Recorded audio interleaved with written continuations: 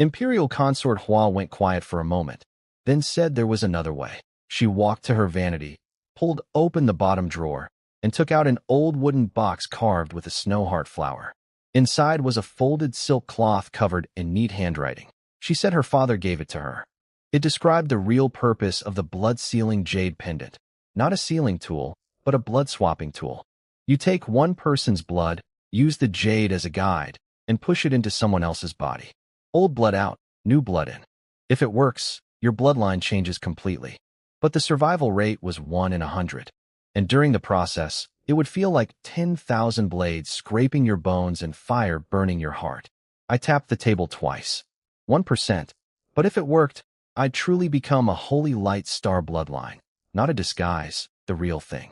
No more worrying about blood testing stones or trial tower checks. I said the pain didn't scare me, just the odds. But Imperial Consort Hua already knew about my luck-type passive skill. She'd been gathering information on me ever since she learned her real son was dead. She'd analyzed all my abilities and figured I had a passive that tilts probability in my favor. She said the blood swap would just be a close call for me, nothing more. I looked at her again. This woman had played invisible in the palace for over 20 years while secretly building an intelligence network. I stood up and said, let's start now. She flipped the silk cloth over. On the back was a diagram of the body's meridians showing the blood swap route. In through the left wrist, through the heart, out through the right wrist, passing through all 72 main meridians. The whole thing would take 3 full double hours, and I couldn't pass out during any of it. If I blacked out, the old blood wouldn't drain properly, and the new blood couldn't enter. Best case, I'd become crippled. Worst case, dead. I memorized the meridian map. We were alone in her chambers. The patrol guard's footsteps faded outside. I pulled Sheng Yuan's body from my soul storage. He lay on the floor beside the bed, 22 years old, silver-white hair spread out, eyes closed, looking like he was sleeping. The fist-sized hole in his chest was still there, the blood dried into dark red clumps. The moment Imperial Consort Hua saw his face, she froze completely. Her hand reached out, fingers shaking, wanting to touch him but not daring to. Her lips moved with no sound. Tears rolled down her face one after another and hit the floor. Yuaner, 2 words squeezed from her throat. Dry, hoarse, not quite human, like a mother beast calling for its cub. She knelt beside him and touched his face. When her fingertips met his skin, her whole body trembled. His face was ice-cold and stiff, nothing like the laughing, lively child she remembered. She asked if he was in pain when he died. I told her no, it was one punch. He was gone before he could react. She closed her eyes, tears pushing through her lashes, and whispered, "That's good." She brushed the hair from his forehead, revealing a small scar from when he fell on stone steps as a child and needed 3 stitches. She traced it over and over with her fingertip, like she was trying to carve it into her own hand. Time was short. I called her name. She took a deep breath, wiped her face with her sleeve, and stood up. Tears still swam in her eyes, but her voice was steady. "Let's begin." She laid Sheng Yuan's body flat and drew a dagger. She pressed the blade to his left wrist, hesitated for 3 full breaths, then closed her eyes and cut deep. Blood surged out. She pressed the jade pendant to the wound, and it instantly absorbed all the blood, then kept drawing more from inside his body. After a minute, the pendant was full. Sheng Yuan's exposed skin had turned a sickly white. I took off my shirt and sat cross-legged on the floor. Moonlight slipped through the window crack and drew a silver line across my body. Imperial Consort Hua knelt to my left, dagger in hand. The blade gleamed cold in the moonlight. Her hand was steady now, much steadier than before. She reminded me that once the swap started, it couldn't stop. If it stopped, everything would be ruined. Old blood stuck inside, new blood locked out, meridians tangled into chaos. I nodded. She glanced at the window and said patrol guards passed every half hour. No matter how much it hurt, I couldn't make a sound. Understood. She cleaned the blade and asked if I was ready. I took a deep breath and said, "Let's go." She pressed the dagger to my right wrist. Not a cut, a straight stab into the vein. My brow tightened. It hurt. I bit down and stayed silent. Dark red blood poured from the wound, running down my wrist and pooling on the floor. She pulled the blade out, then pressed the blood-sealing jade pendant against my left wrist. The instant it touched my skin, Its red glow flared bright, lighting both our faces in a pulsing glow like a heartbeat. She pressed the pendant tight, closed her eyes, and began chanting. The words were so faint they sounded like wind slipping through a crack. I couldn't make out what she was saying, but I could feel it, something drilling into my body through my left wrist. It started like molten lava pouring in through my left wrist. Hot, burning, crawling up through my veins, wrist, forearm, elbow, shoulder. I looked down and saw a red line spreading under my skin, the flesh twitching everywhere it passed. Hold on, Imperial Consort Hua said, her voice shaking. This is just the beginning. The red line crawled into my chest. It felt like someone poured molten iron into my blood vessels. Every inch it moved, that section of vein would cramp and twist like it was being wrung out. Sweat rolled off my forehead and hit the floor. Then I heard footsteps outside. Patrol guards, at least 5 of them. They stopped right outside the window. The red line had reached my heart. It felt like someone was scraping a red-hot knife between my bones. I bit down on my sleeve and didn't make a sound. The guards chatted outside about food, about the blood verification ceremony, about which palace maid was pretty. I listened to all of it with my teeth clenched into my sleeve, sweat dripping off my chin and mixing with the blood pooling on the floor. My right wrist was still leaking blood, my old blood, my blue star blood. The puddle kept growing. Imperial Consort Huan knelt beside me, gripping the jade pendant, knuckles white. She watched the red line reach my heart, paused for a moment, then punched straight in. My whole body arched.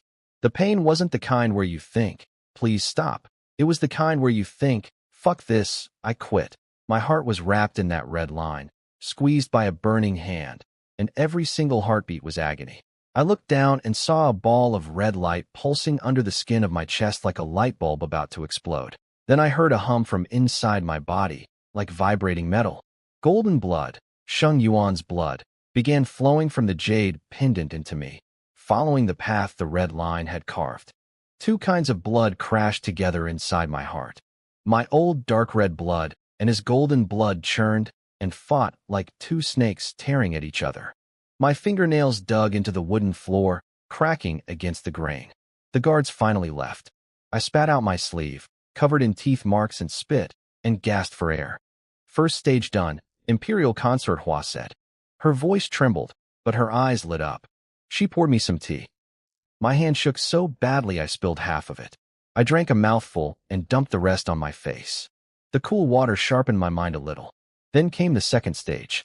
The blood had to spread from my heart through all 72 main meridians. The first meridian, heart to right shoulder. It felt like my shoulder was smashed with a hammer and pieced back together. My bones cracked twice. I didn't make a sound. Second meridian, heart to left shoulder.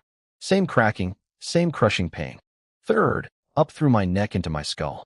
When the red line drilled into the back of my head, my vision went black, then came back.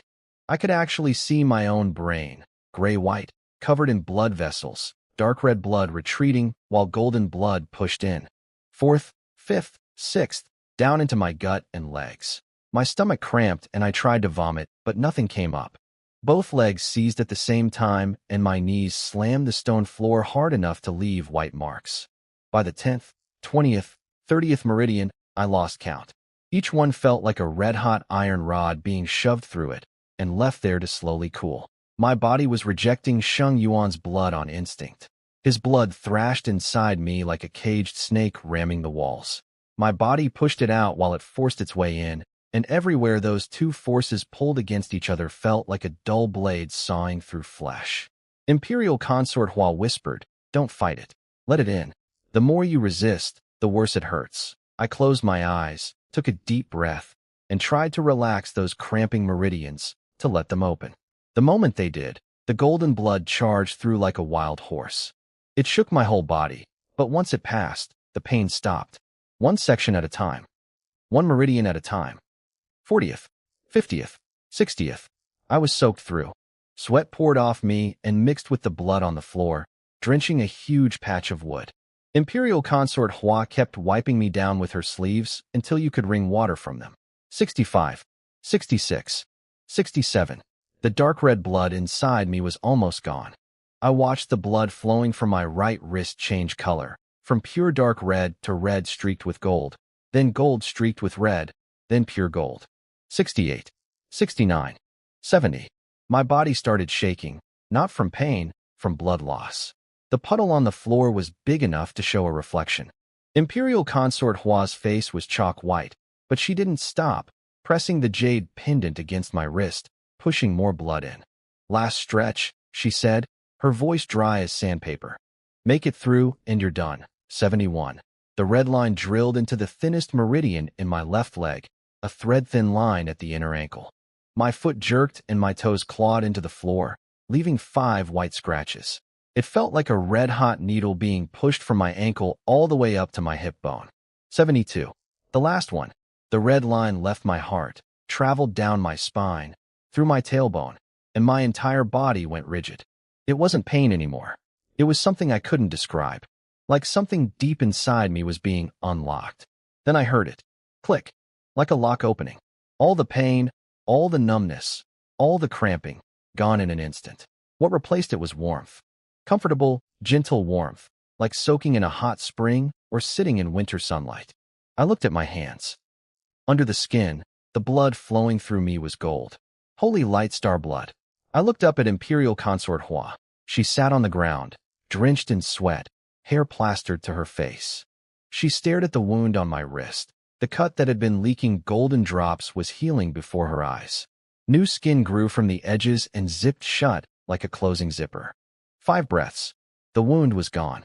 She touched my wrist, smooth, not even a scar.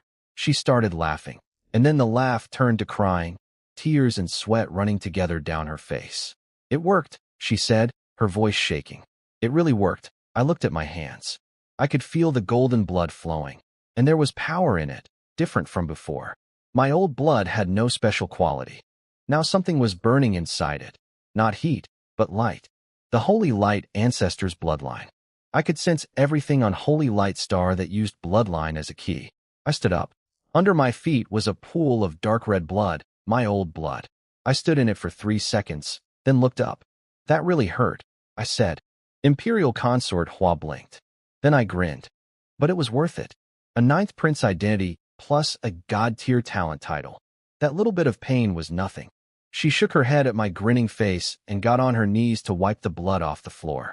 From now on, she said quietly while she cleaned, you don't need the blood-sealing jade pendant anymore. You are my Yuaner. She looked up at me. In her eyes there were tears, a smile, and something I couldn't quite name. I reached out and pulled her up from the floor. I stood up from the floor, my feet still sticky with my own dark red blood. I told Imperial Consort Hua we needed to clean it up. If the patrol guards smelled blood, they'd come in to check. She grabbed a rag and got on her knees, scrubbing the floor with quick, practiced movements. She didn't look like a pampered consort. She looked like a servant who'd done hard work her whole life. Moonlight hit her face through the window crack. She was still pale, but there was something new in her eyes. Not hatred, but the glow of someone who'd finally found hope. I rolled my shoulders. My bones cracked twice. All 72 meridians had been forced open during the blood swap. The pain was gone, but my body still felt strange, hollow and full at the same time. I looked at my hands. Under the skin, golden blood flowed through my veins, slow and steady, like a river just starting to thaw. The blood on the floor was cleaned up. Only faint marks remained on the wood, like water stains.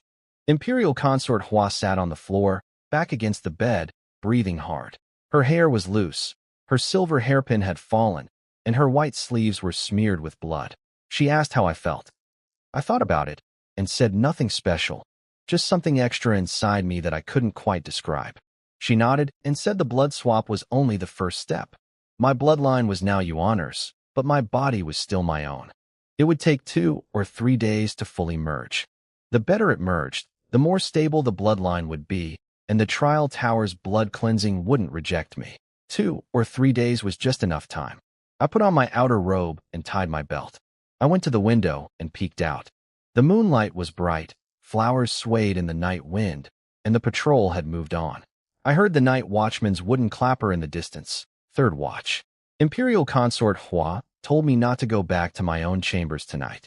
She looked me over and said I was covered in blood, white as paper. If a patrol guard saw me, by morning the whole palace would be buzzing about the 9th prince getting attacked. She was right. My inner armor was spotted with blood, my pants were half soaked, and my hair was plastered to my forehead in wet clumps. She called Uncle Zhong, who'd been standing outside the door like a stone statue. She told him to take me to the side hall to rest, and to fetch clean clothes from my quarters in the morning. Uncle Zhong nodded without asking a single question. The man had lived nearly 2,000 years. He knew when to talk and when not to. The side hall was small but clean. One bed, one table, one chair, a full oil lamp. After the door closed, I sat on the bed and looked at my right wrist. The knife wound was completely gone. Smooth skin, not even a scar. I pressed the spot. No pain, no feeling at all. I raised my left hand and looked at my palm. The lines were the same as before, but under the skin, the color of my veins had changed. They used to be dark red. Now they had a faint golden tint. I stared at that gold for a long time. Sheng Yuan's blood. A dead man's blood, now flowing through me. I remembered Imperial Consort Hua kneeling beside his body, touching his face, tears dropping one by one. She never cried out loud, but that silent crying was harder to watch than wailing. I closed my eyes and leaned against the headboard. Moonlight drew a thin silver line across the floor. The next morning, I got back to my quarters at first light. I changed into a clean dark gold robe and tied my hair up fresh. In the mirror, I looked mostly normal, just a little pale. Uncle Zhong came to the door and said the Star Lord had summoned me to the discussion hall. It was about the trial tower. All the princes and princesses had been called. When I walked in, the hall was already full.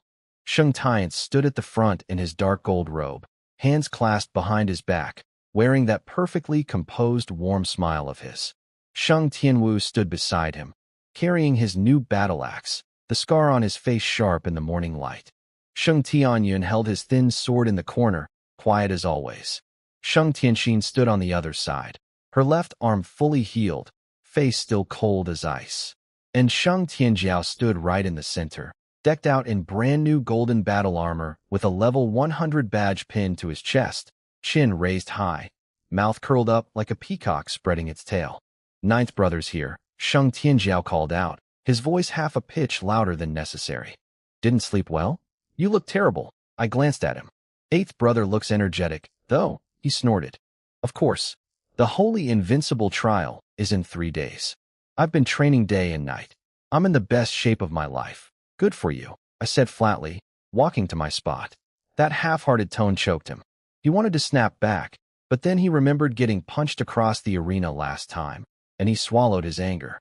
His mouth twitched, and he turned away.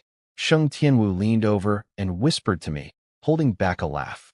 He said Sheng Tianjiao had gone to the equipment bureau yesterday to pick up that new armor specifically so the ancestor could see him wearing it in the trial tower. I looked at the gleaming golden armor. It is pretty bright. No kidding, Sheng Tianwu grinned. Standing on top of the tower, you could spot him from 3 streets away. Sheng Tianyun coughed softly from the side. Footsteps came from outside.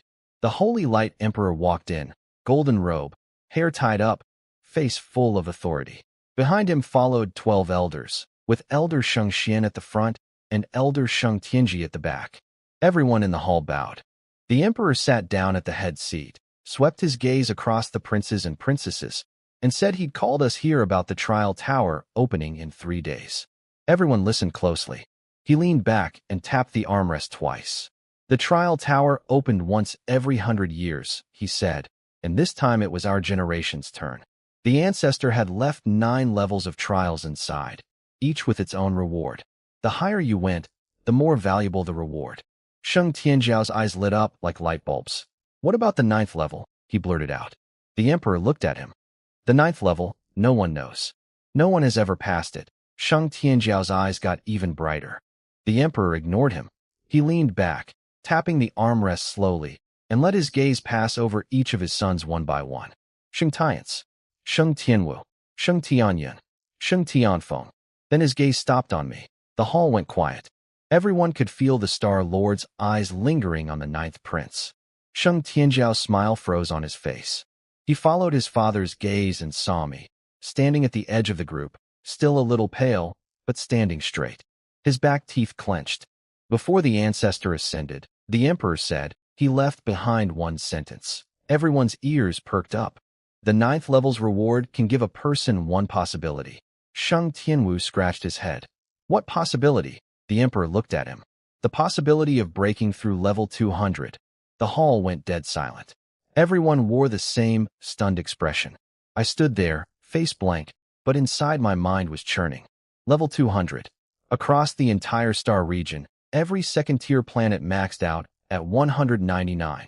The Holy Light Emperor himself had been stuck at 199 for who knows how many years, unable to even reach 200, let alone break past it. Because the threshold to 200 wasn't something you could brute force with resources. It was the line between mortal and God. Cross it, and you ascend.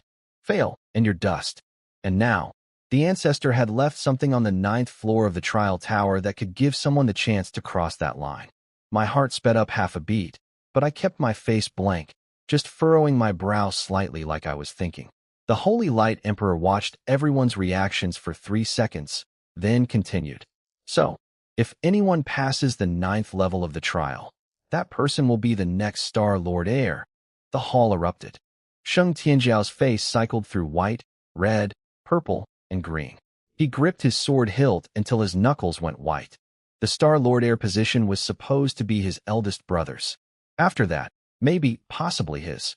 But now his father was saying whoever cleared the 9th level got it.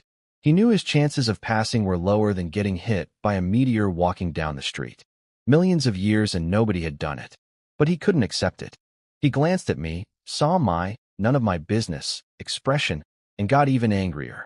Sheng Tian stood at the front, hands behind his back, warm smile still perfectly in place. But behind his back, his fingers slowly clenched tight. He was the crown prince.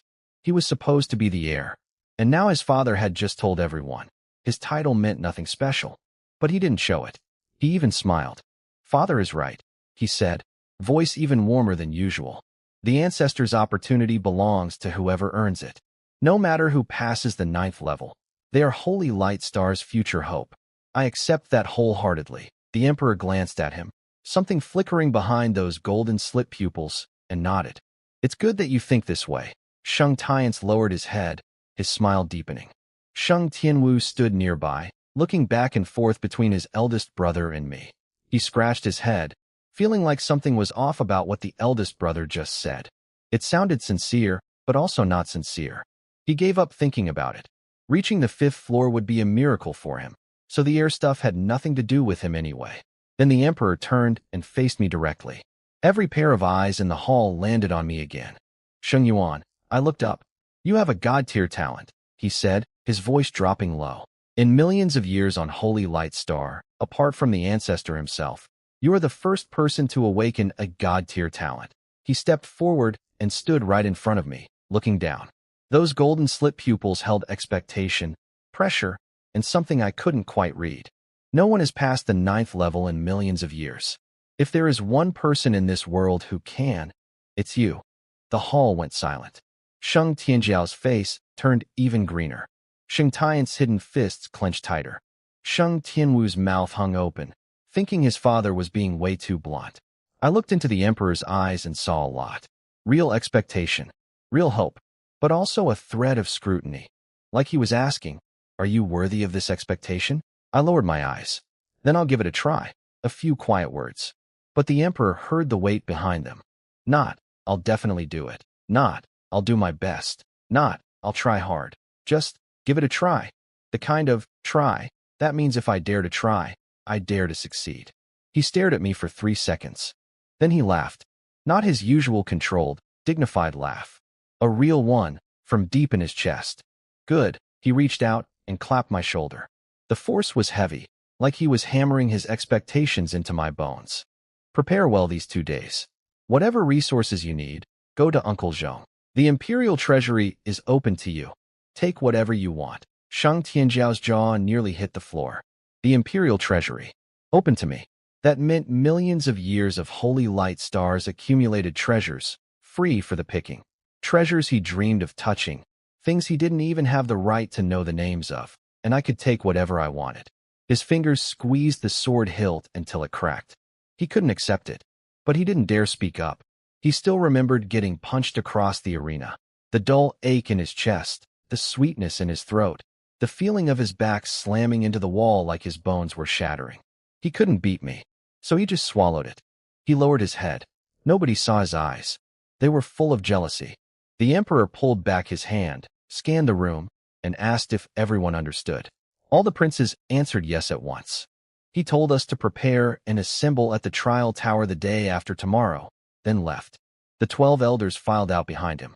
Elder Sheng Xian paused for a step as he passed me, glanced at me, then kept walking. Elder Sheng Tianji also looked at me as he passed. His old eyes showed no emotion, flat as dead water, but I caught a sliver of curiosity in them. I noted the fourth elder's gaze and kept my face blank. After the elders left, the princes and princesses headed out. Sheng Tianwu was the first to come over, throwing his arm around my shoulders like a bear hug. Ninth brother, father's expectations for you are insane. But seriously, if you actually clear the 9th level, man, he looked me up and down. You'd be the next level 199 on Holy Light Star. No, level 200. You wouldn't even need the reward to reach 199. I let my mouth twitch. Sixth brother, don't jinx me. What if I can't even pass the first level? Sheng Tianwu rolled his eyes. You can't pass the first level? If you fail the first level, I'll eat my battle axe. With soy sauce, Sheng Tianyun added quietly from the side. You said you'd eat your sword last time. Still haven't done it. Sheng Tianwu's face went red. That's different. I was concussed by Chun Tingguang that time. It doesn't count. We walked out chatting and laughing. Sheng Tianjiao trailed behind, alone. His golden armor gleamed painfully bright in the sunlight, but his face looked like it was covered in ash. He stared at my back, at sixth brother's arm around my shoulders, at third brother joking with me, at fourth sister glancing my way. Every little detail stabbed at his eyes like needles. He used to be the center of attention. Now he was just a spectator. All of it changed the moment I awakened a god-tier talent. He clenched his fists, turned, and walked off in the opposite direction. Sheng Tiance walked at the front, pace steady. His warm smile was still there, but he hadn't said a single word the whole way, which wasn't like him at all. At the fork in the path, he stopped. Brothers, everyone halted. He turned around and looked at me. That handsome, gentle face wore its usual pleasant smile. Ninth brother, father has placed great hope in you. We're all happy for you as your older brothers. He paused, adding just the right touch of emotion to his voice. I probably can't make it to the 9th level myself, but I hope you can. He reached out and patted my shoulder twice, lightly. Do your best. Don't let father down. I looked into his warm eyes. Thanks, big brother. He nodded, turned, and walked away. His dark gold robe fluttered once in the wind before disappearing around the corridor corner. Sheng Tianwu leaned in and whispered, Big brother's words just now. Didn't they sound kind of weird to you? I smiled but didn't answer. Let's go, Sheng Tianxin said, walking up from behind. She glanced at the direction big brother had disappeared, then at my calm face. She didn't say anything. What I didn't know was what happened after we all left the discussion hall. Sheng Tiance walked back to his quarters with that warm smile still on his face. The moment the door closed, the smile peeled off like old paint. Underneath was something cold and dark, like a volcano held down for 40 years. He repeated his father's words to himself. Whoever passes the 9th level becomes the heir.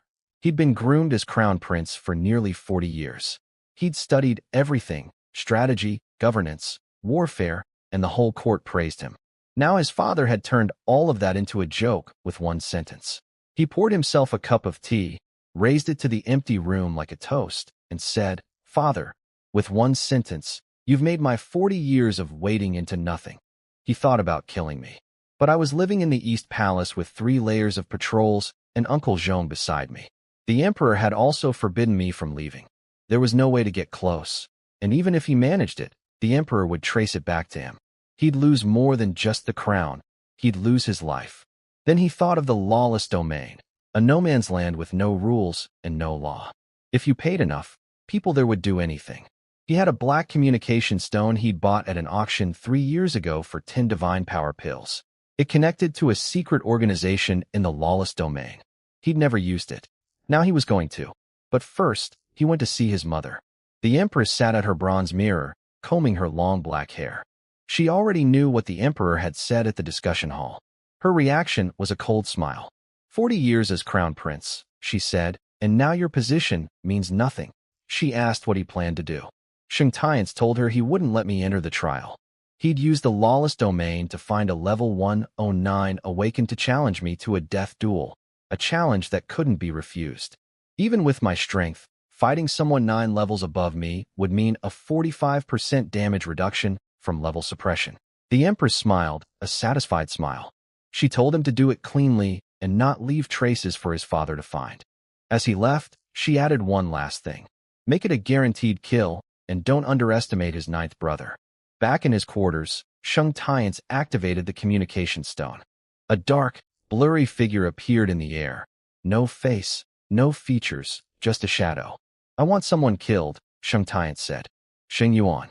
Holy Light, Star's 9th Prince. Level 100. Dual SSS abilities. God tier talent. The shadow named the price. 10,000 divine power pills. Shengtians' face went white. That was nearly 5 years of his monthly allowance, over a decade of savings. But the shadow explained, killing a god tier talent meant going against all of Holy Light Star. 10,000 was the floor price. He paid.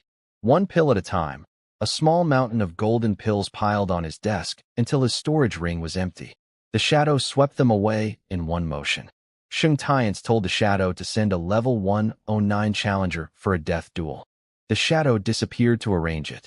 Less than 15 minutes later, the stone lit up again. He's not between level 100 and 109, the shadow said. A level 109 challenger can't issue him a death duel. Shengtians froze.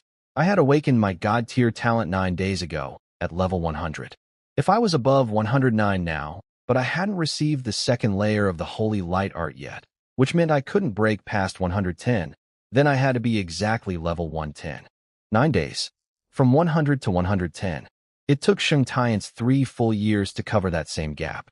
Even with a god-tier talent, refining 1,000 divine power pills in 9 days shouldn't be possible. Where did I even get 1,000 pills? He couldn't figure it out. He pushed the thought aside and told the shadow to send a level 119 challenger instead. The shadow said the price stayed the same. Killing a level 100 or a level 110 made no difference to them. Shengtians let out a breath of relief. If they'd raised the price, he'd have had nothing left to pay with. The shadow vanished again. What I didn't know was that Shengtians' plan was already in motion. The shadow returned to his communication stone with a name, Xueli. A survivor from Bloodflame Star, the planet Holy Light Star had wiped out 2 years ago. Xueli was the Bloodflame King's nephew. He'd escaped the massacre and spent 2 years hiding in the lawless domain, fighting in underground arenas, killing for bounties. 27 fights, all wins. 3 months ago, he'd killed someone at level 123 despite being only level 119. The shadow pointed out the beauty of the choice. A man with a blood grudge against Holy Light Star challenging Holy Light Star's 9th Prince. Nobody would suspect it was arranged. It would look perfectly natural. Shengtians agreed. The kill was set for tomorrow at noon. After the shadow vanished, Shengtians stood at his window in the dark and whispered, 9th brother, don't blame big brother. Blame yourself for being too talented. Then it happened. Across the sky of every second-tier planet, golden burning letters appeared, like someone had carved them into the heavens with a sword. Death Challenge Notice. Challenger, Xueli, level 119, Lawless Domain. Target, Sheng Yuan, level 110, 9th Prince of Holy Light Star. Time, tomorrow at noon. Rules, death duel, ends when one side dies. Cannot be refused, cannot be stopped, no outside interference. Both fighters would be forcibly teleported to the arena. The entire star region would watch the live broadcast. Every planet saw it. Every Star Lord looked up. On Star Chun, the Star Lord read the notice from his highest terrace. He was shocked that I'd gone from level 100 to 110 in just 9 days. Impossible even for a god-tier talent, he said. But he figured it didn't matter. Xueli was 9 levels above me, which meant 45% damage reduction. Xueli had killed someone at level 123. I was just a kid who'd barely reached 110. There was no way I could win, unless I was Su Lin, someone with a rule-breaking talent. But since I'd awakened 2 SSS-level abilities, not a super rule talent, I was destined to die. On Primordial Star, the Star Lord sat on a snow-covered mountain peak, reading the golden words through the blizzard. He said my leveling speed wasn't normal, but it didn't matter. I'd be dead tomorrow. A man fighting for revenge was 10 times stronger than someone who wasn't. He ordered his entire planet to watch. On Dark Abyss Star, the Star Lord sat on his black throne. He asked one of his elders how long it took him to go from level 100 to 110. The elder said 4 years. The Star Lord laughed. I'd done it in 9 days. But he shrugged it off. I was going to die tomorrow anyway. Holy Light Star's god-tier genius, cut down before he could grow. Every Star Lord across the region breathed a sigh of relief when they saw the challenge. I was like a mountain pressing down on their chests, and now someone was about to remove that weight. They wanted me dead, but they were also afraid that if they moved against me themselves, Holy Light Star would destroy them for it. None of them thought I could win. I stood at my window and looked up at the golden burning words stretched across the sky. The Death Challenge notice. My level was right there for everyone to see, 110. The whole star region now knew the 9th Prince of Holy Light Star had jumped from level 100 to 110 in 9 days. The fight itself didn't worry me. That Shweli could stand still and let me hit him and he'd still die. What I needed was a believable explanation for my leveling speed. I couldn't mention my clones. I couldn't say 1,000 copies of me were cultivating at the same time. If anyone figured out I wasn't really Sheng Yuan, I'd lose access to the Trial Tower rewards and everything else tied to this identity. So I came up with a story. I'd say I met a god. I refined it on the walkover. Better to credit the ancestor specifically. More believable. The Emperor called me to his study, just as I expected. He sat behind his desk, golden slit pupils full of questions. 9 days ago you were level 100, he said. Now you're 110. I took 3 years to cover that gap. You did it in 9 days. Explain. I took a breath and started my performance. I told him that 4 days ago, while practicing the holy light art, something called to me from deep inside, from my bones, my blood, my soul. I followed it into a dark, empty space. Then I saw someone. Couldn't see his face. He wasn't glowing. He was light itself. He said one thing. Holy Light Star has finally produced another one. Then he touched my forehead with one finger and poured in a force purer than anything I'd ever felt. He said it was a strand of his original essence, left behind before he ascended. He said Holy Light Star had waited long enough, and it was time for someone to carry on after him. The study went completely silent.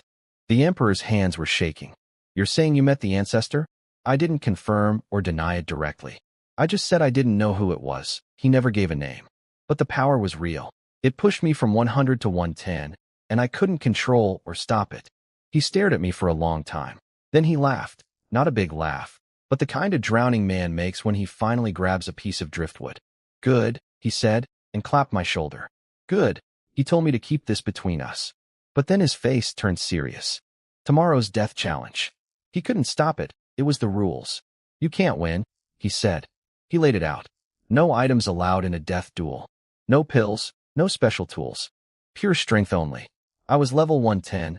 Shweli was 119. 9 levels meant 45% damage reduction on every attack I landed. He'd looked into Shue Li's record. 2 years of underground fighting in the lawless domain. 27 wins, 0 losses. Killed a level 123 3 months ago. His abilities were attack enhancement and critical hit enhancement. Full level 119 top-tier gear, specialized in killing. My attacks would hit him like punching stone. His attacks would cut through me like a knife through tofu. I already knew all this didn't apply to me. I wasn't Sheng Yuan, my talent was rule-breaking. But I couldn't reveal that. And tomorrow I couldn't fight with power that couldn't be explained. I needed to win using something a normal person could understand. I asked if there was any other way. He said the only option to boost real combat power without outside help was learning a martial technique, and not an ordinary one. Only the kind with extreme side effects and extreme power, the kind reserved for life or death moments. He pulled a thin book from his shelf. The cover was dark red, no title, edges worn soft, pages yellowed. 2 characters were carved deep into the cover like someone had gouged them in with their fingernails. Blood explosion art. A forbidden technique of Holy Light Star. Once activated, it put you in a berserk state for 1 minute. Speed multiplied by 10. Attack power multiplied by 100. 100 times? I asked.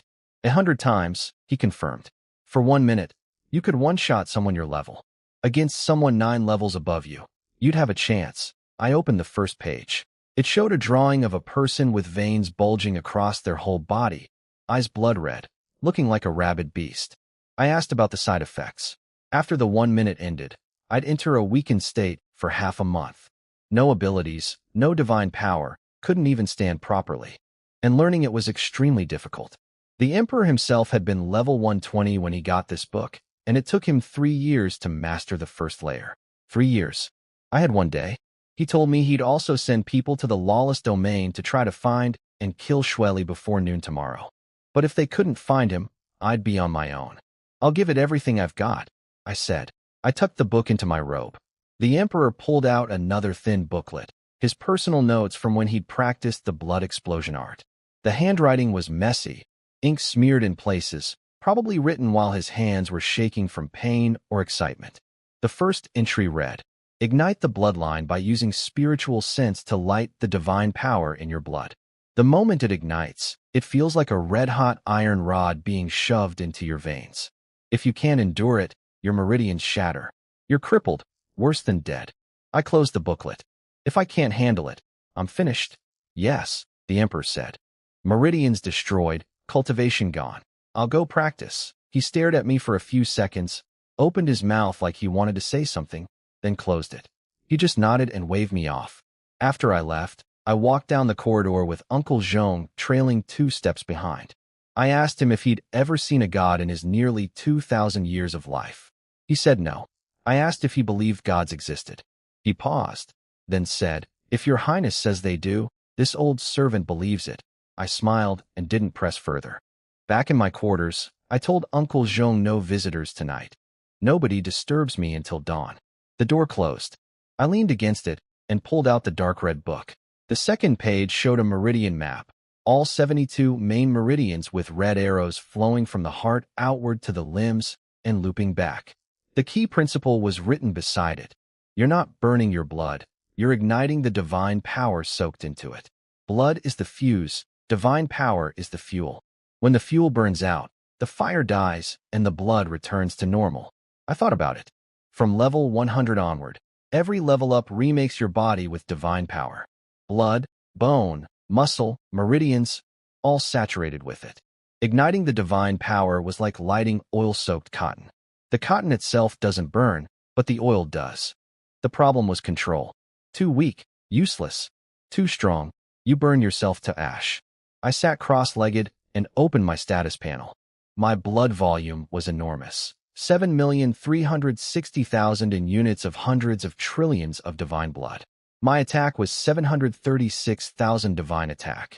Even with the 45% reduction from the level gap, I could kill Shweli with one punch. But I couldn't show that.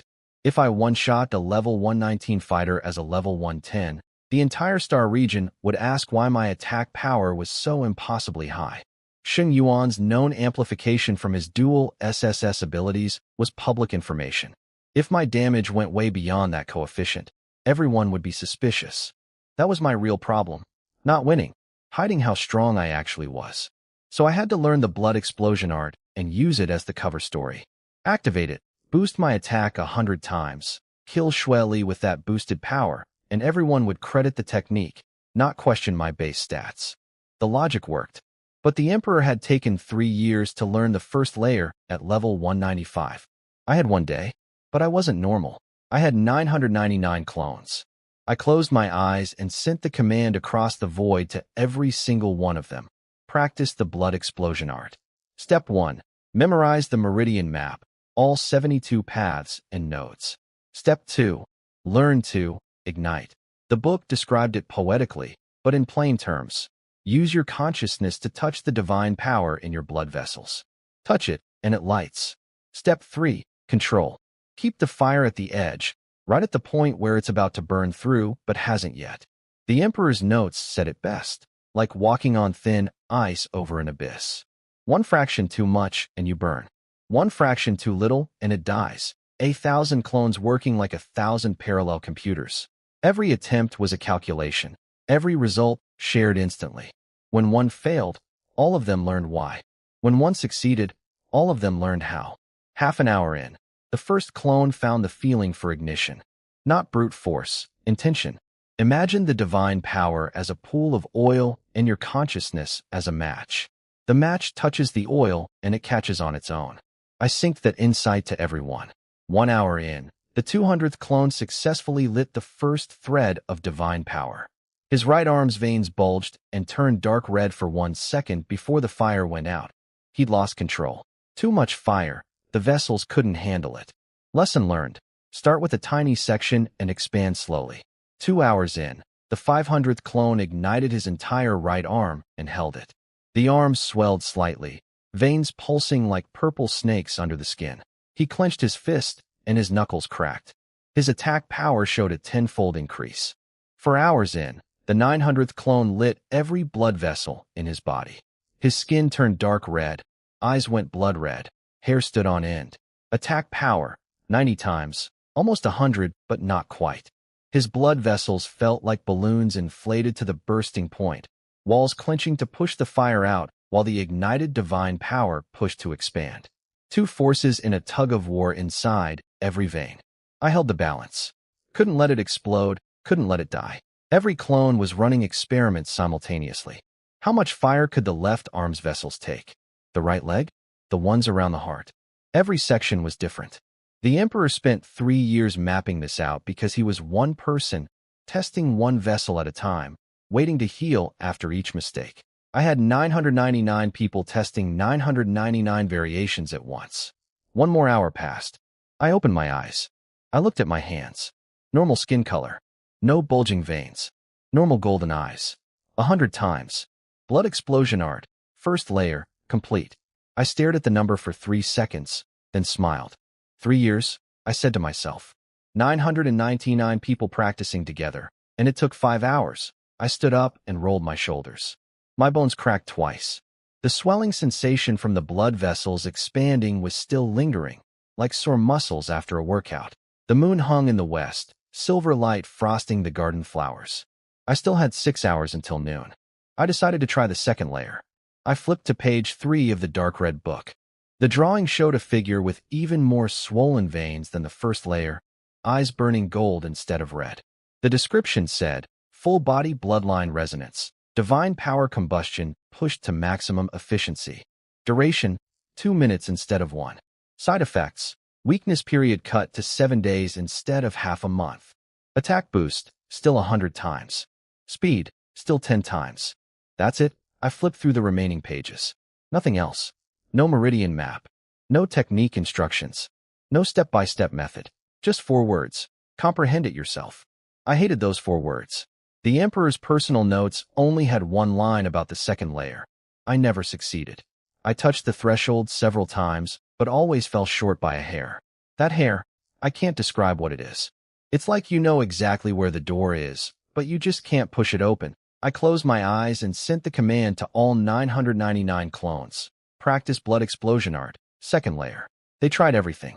Increasing the fire from layer 1. Lighting more vessels at once.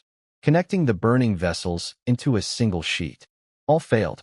Not. Almost got it. Failures. Don't even know what I'm doing. Failures. Half an hour. 1 hour. 2 hours. Nothing. I opened my eyes and exhaled. Not a single clue. I stood and paced the room. The first layer had a clear path. Maps, instructions, steps. The second layer was just, figure it out. Dawn came. Uncle Jean offered breakfast through the door. I told him to leave it. I stared at the brightening sky and thought harder. The second layer wanted full-body bloodline resonance. In the first layer, I'd ignited the divine power inside my blood vessels. But after ignition, there was still a gap between the burning divine power in the vessels and the quiet divine power in the rest of my body, muscles, bones, skin. Like oil and water stirred together, but never truly mixed. The second layer wasn't about igniting. It was about resonance. Then I remembered an experiment from when I was a kid.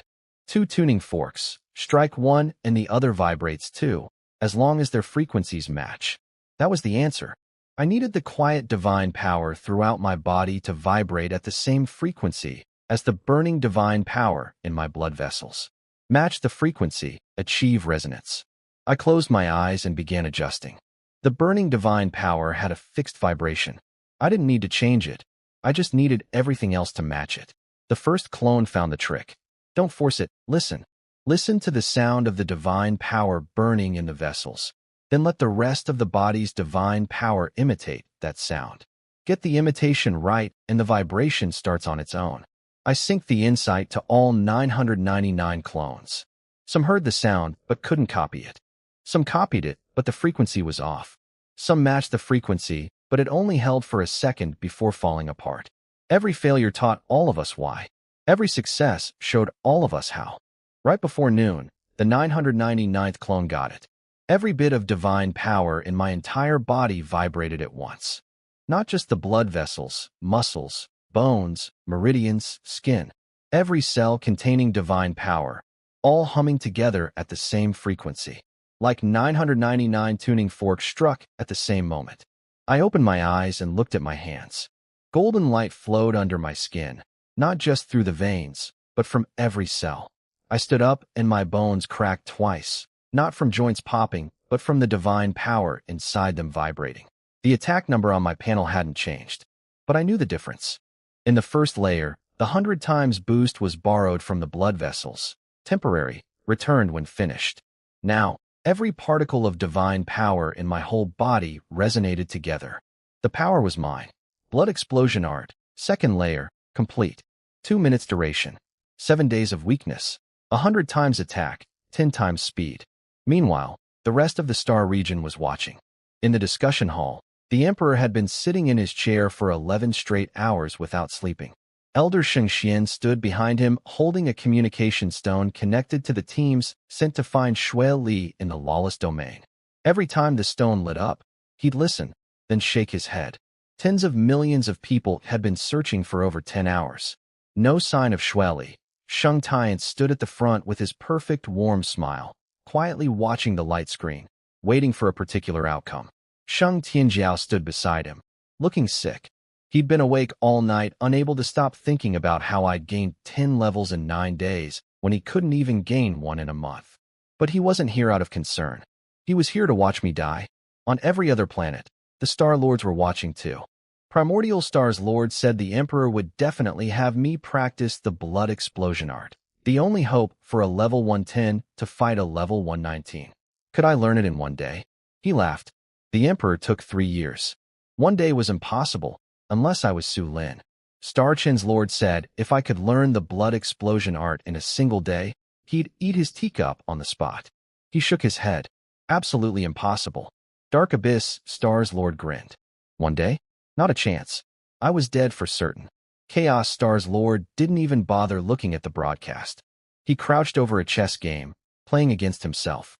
When someone asked what if I pulled it off, he looked up and asked if they'd ever seen anyone learn the blood explosion art in 1 day. They shook their head. Neither had he. So there was no what if. Back in the discussion hall, the Emperor's communication stone lit up again. He listened for a few seconds. His expression darkened. Still no sign of Shui Li. Nobody in the hall spoke. The Emperor stood and asked where I was. Uncle Zhong stepped forward and said I hadn't left my quarters since last night. Not a single step. The Emperor frowned. Half an hour until noon. He wanted to check on me, but didn't want to interrupt. Let him practice, he said. Call him when it's time. Sheng Tianjiao stood in the crowd with a smirk. He figured I couldn't possibly have learned the blood explosion art in 1 day. He was waiting to watch me die on the arena. Sheng Tianwu caught the smirk. Eighth brother, what are you smiling about? Sheng Tianjiao's face went red. I wasn't smiling. Your mouth was practically at your ears. That's not smiling. Sheng Tian stood at the front with his back to everyone, listening to the exchange. He thought eighth brother was stupid, but stupid people had their uses. After I died, he could use that jealousy for all sorts of things. But not yet.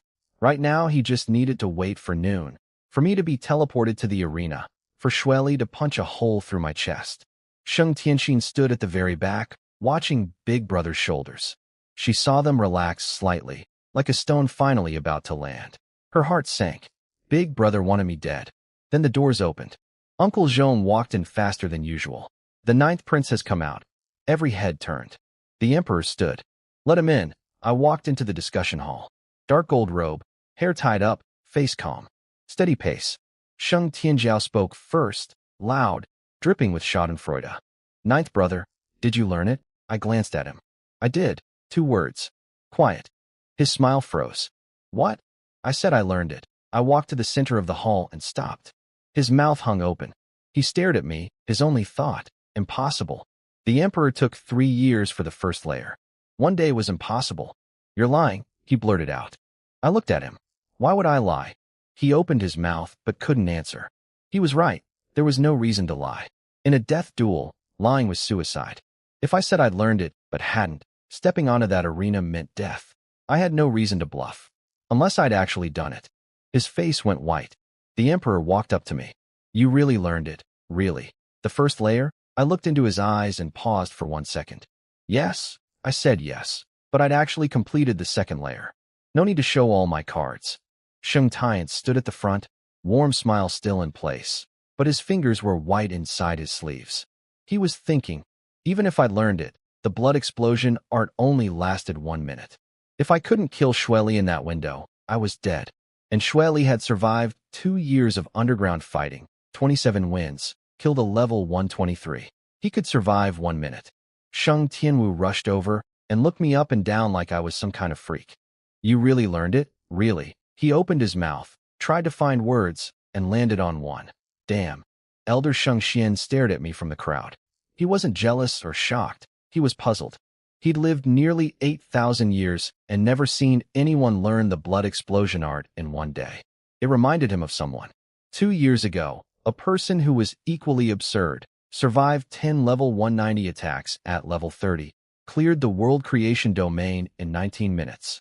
That person was Su Lin. He pushed the thought away. The 9th prince had passed the blood testing stone. He couldn't be Su Lin. Elder Sheng Tianji stood in the corner, hands tucked in his sleeves, head bowed like he was napping. But he wasn't sleeping. He was watching. He knew something. This 9th prince had secrets. Big ones. The countdown in the sky hit 3 minutes. The Emperor stood before me. Remember, the blood explosion art only lasts 1 minute. You must kill him within that minute. If you don't, you die. I know. The countdown ticked down. 2 minutes. 1 minute. Sheng Tian's turned to me with his warm smile. Big brother believes in you. You can do it. I looked at his eyes. Thanks, big brother. The moment he turned away, his smile sank beneath the surface of his face, down into the bone. With 45 seconds left, the Emperor stepped back and asked if I had anything to say. I thought about it. If I win, can I pick one thing from the Imperial Treasury? The hall went quiet for a beat. Sheng Tianwu burst out laughing. You're about to step onto the arena, and you're thinking about the treasury? I'm fighting either way, I said. What's wrong with thinking about what comes after? The Emperor stared at me for 3 seconds, then laughed. Deal. Win, and you pick one item. No restrictions. Then it's settled. 12 seconds. The air in the center of the hall began to warp. A golden beam of light shot down from the void and hit me. Blinding. Everyone shut their eyes. When they opened them, I was gone. I was standing on the death arena. About 100 meters across. Black stone floor carved with dark red glowing runes that pulsed like a heartbeat. A transparent dome surrounded it, covered in golden symbols. Beyond the dome, endless void, pitch black. But floating in that void were millions of light screens, each one connected to a second-tier planet. Millions of worlds, trillions of eyes, all watching. I looked around, then down at the stone under my feet. This place is kind of shabby, I said. Nobody answered, because someone had appeared on the other end of the arena. He was tall, at least 6'3". Dark red battle armor covered in scars, some patched, some left open showing the black lining underneath. Blood red hair hanging past his shoulders. A scar running from his left eyebrow to his right jaw, splitting his entire face in two. Xueli, level 119. 2 years in the lawless domain, 27 fights, 0 losses. He stared at me with dark red eyes like clotted blood. Holy light star. 9th prince. His voice was like sandpaper on stone. I looked back at him. Blood flame star. Leftover. His eyes narrowed. You want to die? You're the one who challenged me, I said. I haven't even settled my score with you yet, and you're saying I want to die? A phantom figure appeared at the center of the arena. Tall, gray robe, white featureless mask. He announced the rules. One side dies, the match ends. No items, no pills, no external objects. No outside interference, violators die. Then one word. Begin. Xueli moved. Terrifyingly fast.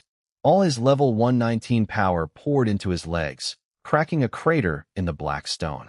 His dark red armor left an afterimage in the air as he launched at me like a cannonball. One punch. Wrapped in dark red light. His dual abilities, attack enhancement and critical hit enhancement. Full power. No testing, no warm-up. He wanted to kill me with one blow. The same way Holy Light Star had killed his entire clan 2 years ago. I activated the blood explosion art. I put my hand on my chest, over my heart, and let it go. My skin turned dark red starting from my neck, spreading inch by inch. Blood vessels bulged up under the skin like snakes, like tree roots, like a web, all radiating out from my heart to my limbs. Golden blood flowed through those dark red veins like lava crawling through cracks. My eyes shifted from gold to blood red. My hair rose up. My dark gold robe stretched tight, a button on my sleeve popping off and bouncing across the stone floor. Every breath I took was heavy like a bellows, the air coming out of my nose hot and carrying the faint smell of blood. Across the star region, everyone recognized it instantly. The dark red skin, the bulging veins, the blood red eyes, the floating hair. Blood explosion art. On Holy Light Star, Shang Tianwu's battle axe slipped out of his hand and clanged on the floor. He didn't pick it up. He just stood there with his mouth open. He really learned it. Shang Tianyun's hands were shaking, not from fear, from shock. He'd seen recordings of the Emperor using the blood explosion art thousands of years ago at level 195. The Emperor had looked exactly like I did right now. Shang Tianjiao's face went from white to ash gray, like a corpse. He remembered saying, "You're lying," just minutes ago. Now the whole star region could see the truth on the light screen. You couldn't fake the blood explosion art state. His knees buckled, and he grabbed a pillar. Shang Tian stood at the front, warm smile still on, but behind his back his fingernails had dug into his palms until they bled. He didn't feel it. He told himself not to panic. The blood explosion art only lasted 1 minute. Shueli just had to survive 1 minute. A man who'd fought underground for 2 years could handle that. His fingers slowly unclenched. The Emperor stood at the front, watching the light screen, and a single quiet word left his mouth. Good. He remembered his own 3 years of struggle to learn the technique. I'd done it in 1 day. Elder Sheng Xian stared at the screen, his doubts growing heavier. 1 day to learn the blood explosion art. He'd only seen this kind of rule-breaking in one person, Su Lin. He pushed the thought down again, but it was harder this time. On Primordial Star, the Star Lord set his teacup down so hard it shattered on the rock. He still insisted I'd die. 1 minute wasn't enough. On Star Chun, the Star Lord's elder carefully reminded him he'd promised to eat his teacup if I learned it. The Star Lord set the cup on the railing. We'll deal with that later. On Dark Abyss Star, the Star Lord jumped out of his throne so fast the chair slid into the wall. He confirmed I'd really learned it, but told himself it didn't matter. After 1 minute, I'd be a cripple. On Chaos Star, the Star Lord held a chess piece frozen in the air, staring at the screen. This kid is a monster, he muttered. On the arena, Shueli had frozen mid-punch. He'd never seen anything like this. My skin turning dark red in 2 seconds, veins rising like snakes, eyes going blood red. He recognized it, blood explosion art. He'd heard about it in the lawless domain. 100 times attack, 10 times speed, but only for 1 minute. He pulled his fist back and stepped away. Not from fear, he was reassessing. He just had to last 60 seconds. After that, I'd be helpless and he could kill me however he wanted. 1 minute, he said. That's all you've got. I looked down at my hand. Veins bulging like worms under the skin. I clenched my fist. Knuckles cracked. 1 minute, I looked up at him. That's enough, I moved. Not running, more like teleportation. My body crossed the entire arena in an instant, leaving a dark red streak behind me like a meteor. Shueli's pupils shrank. He saw me move, but his body couldn't keep up. He was 9 levels above me. His reaction speed should have been faster. But the blood explosion art multiplied my speed by 10. By the time his eyes registered me in front of him, my fist was already there. I was controlling my strength carefully, hitting at the level Sheng Yuan's stats would allow with the blood explosion art. If I hit at full power, he'd be dead instantly, and that would raise questions. First punch to the chest. A deep thud, like a hammer on a leather drum. He stumbled back 3 steps. His armor dented slightly, but didn't break. He could take this level of force. His mouth started to curl. Is that all you? Second punch. Same spot. He flew back 5 steps. His chest started hurting. His expression changed. I didn't give him time to breathe. 3rd, 4th, 5th. All the same spot. The sounds came rapid fire like drumbeats.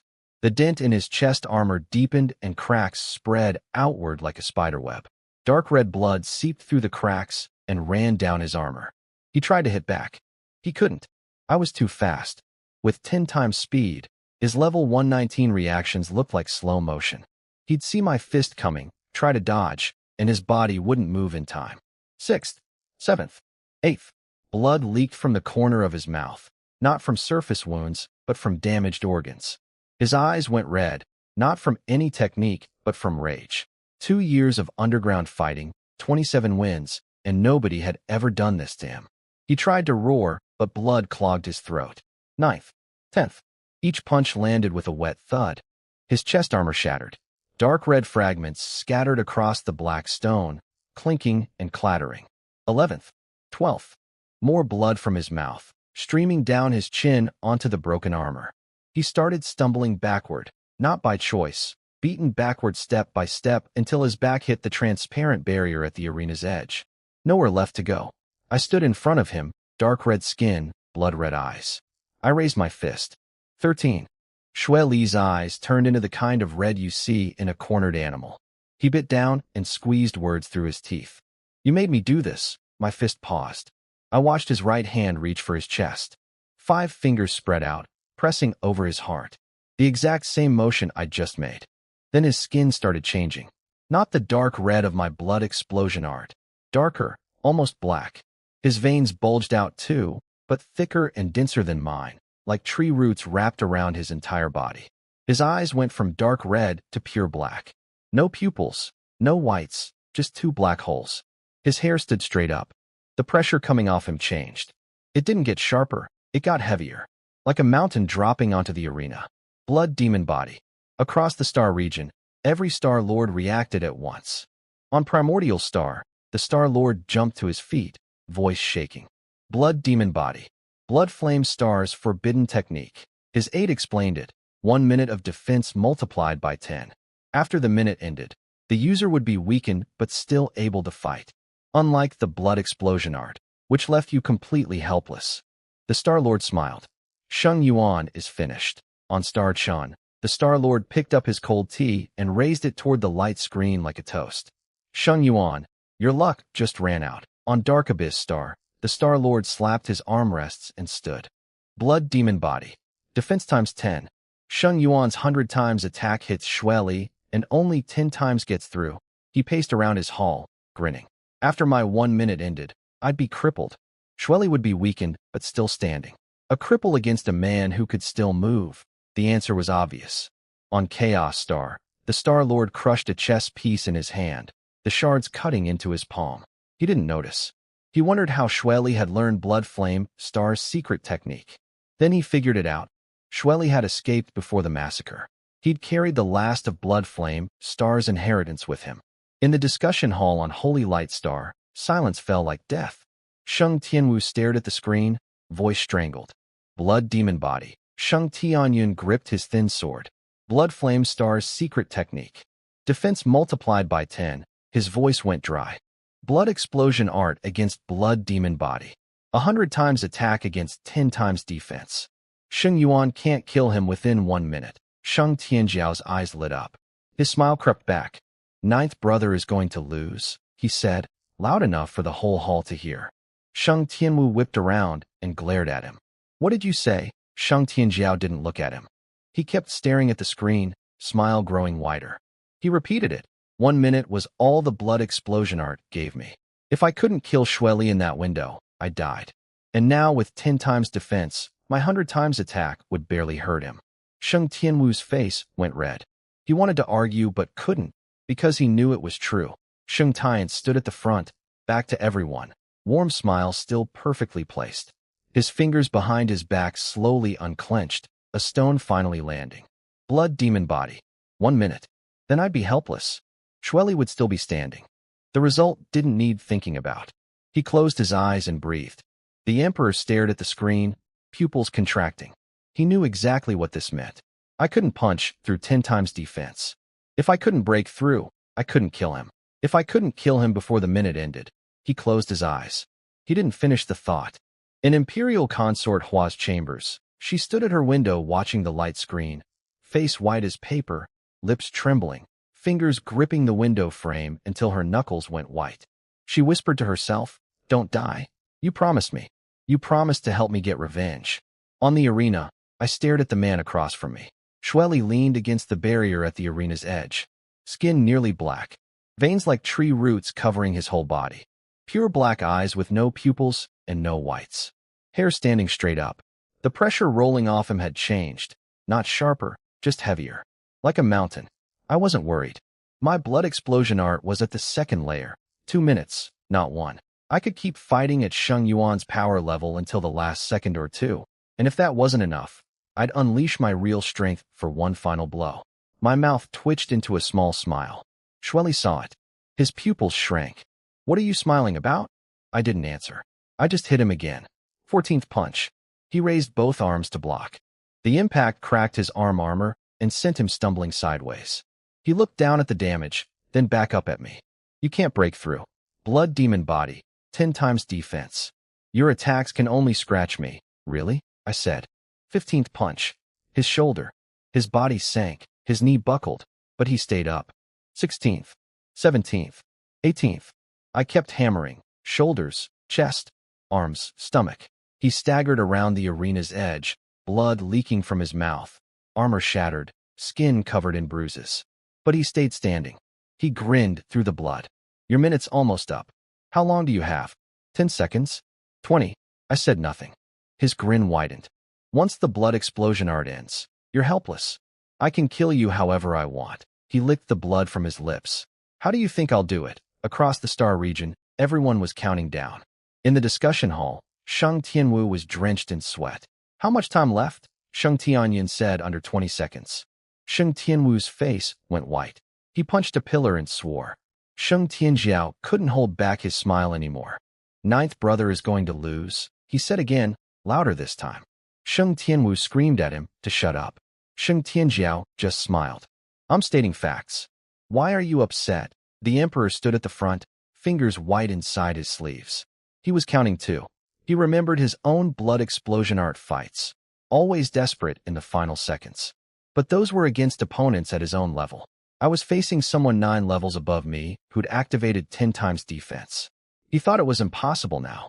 Elder Sheng Xian watched the screen, and something bothered him. My expression. A normal person in the last few seconds would be panicking, desperate, frantic. But my face hadn't changed once from the start. Calm. Too calm. Like I wasn't afraid of the minute ending at all. He couldn't figure out why. Imperial Consort Hua gripped her window frame, nails digging into the wood. "Hurry. Kill him," she whispered. But on screen, I kept punching, and Shueli kept standing. Her eyes went red with fear. She'd waited over 20 years for someone who could help her get revenge. She couldn't lose me here. Every Star Lord was gloating. Primordial Star's Lord stood up and announced my death was seconds away. Star Chin's Lord raised his cold tea in a toast. Dark Abyss Star's Lord guessed Shueli would torture me to death slowly. Chaos Star's Lord counted down to 1. On the arena, Shueli started his own countdown, grinning through the blood on his face. 3. My fist hit his chest. He didn't budge. 2. My fist hit his shoulder. Still nothing. 1. His grin exploded wide. "Time's up." He waited for me to collapse.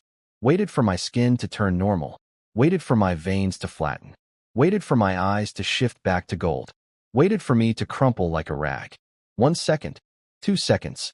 3 seconds. I was still standing. Dark red skin. Bulging veins. Blood red eyes. Exactly the same as 10 seconds ago. His grin froze on his face. "You." My fist smashed into his face. He flew across the arena and slammed into the barrier on the far side. He hit the ground face first, skull buried in the stone. His brain was buzzing. Not from the punch, from confusion. The minute was up. The blood explosion art should have ended. Why was I still standing? Why was my state unchanged? He pushed himself off the ground. His nose was bent sideways, blood pouring from both nostrils. He stared at me. "You? Why?" I looked at him. "Who told you I only had 1 minute?" In the discussion hall, dead silence. Sheng Tianwu's mouth hung open wide enough to fit a fist. He stared at the screen, dark red skin, bulging veins, blood-red eyes. Same as 20 seconds ago. He's still going? His voice cracked. Nobody had an answer. 1 minute was the rule. They'd all seen recordings of the Emperor using blood explosion art. Exactly 1 minute, not a second more. Sheng Tianjiao's smile vanished. His face went corpse white. His lips trembled. Impossible. Impossible. His knees buckled, and he grabbed a pillar, fingers shaking. The Emperor stared at the screen, pupils shrunk to pinpoints. Then a thought hit him, one he'd never dared to consider. The second layer. Blood explosion art, second layer. 2 minutes. He'd read those lines in the book, but he'd never imagined anyone could actually reach it. He'd spent thousands of years trying and never even found the door. And I'd done it in 1 day? Not just learned the first layer, but comprehended the second on my own? Elder Sheng Xian stood behind him, and the same thought surfaced again, the one he'd pushed down twice already. This person was too much like Su Lin. Not in appearance, in the ability to do impossible things. Su Lin survived 10 level 190 attacks at level 30. Su Lin cleared the world creation domain. Sheng Yuan mastered the blood explosion art's second layer in a single day. He told himself the 9th prince had passed the blood testing stone. Bloodline couldn't lie, but when he opened his eyes, the thought was still there. It hadn't left. Across every planet, the Star Lords were stunned. Primordial Star's Lord crushed his teacup without realizing it, shards cutting into his palm. Impossible. Blood explosion art is 1 minute. That's iron law. The Emperor trained for 3 years and never broke past it. Star Chin's Lord dropped his cup. It shattered on the stone. He didn't look down. He's still standing. His voice had changed. Not surprise, but the sound of a worldview collapsing. Dark Abyss, Star's Lord gripped his throne until it creaked. Why is he still standing? He turned to his entire court. Can anyone tell me why he's still standing? Nobody dared speak. Chaos Star's Lord was the only one who figured it out. Second layer, he said. Blood explosion art, second layer. 2 minutes. Same attack boost, same speed boost. But only 7 days of weakness. He'd researched it. In all of Holy Light Star's history, only the Ancestor had ever reached the second layer. And even the Ancestor certainly hadn't done it in 1 day.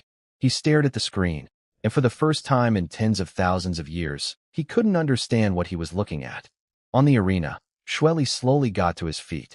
Broken nose, blood everywhere, armor destroyed, chest covered in bruises. What layer did you reach? He asked. I looked at him. Guess. His mouth twitched. He couldn't guess, but he knew one thing. He was running out of time.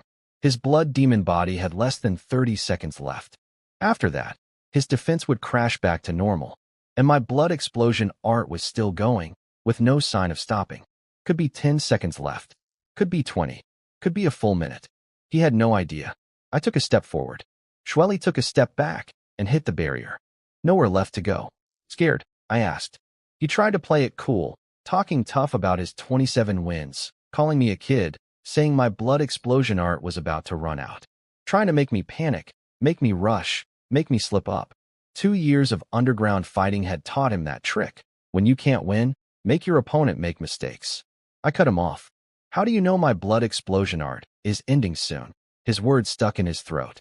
You guessed, I said. You guessed wrong. I stopped hitting him. There was no point.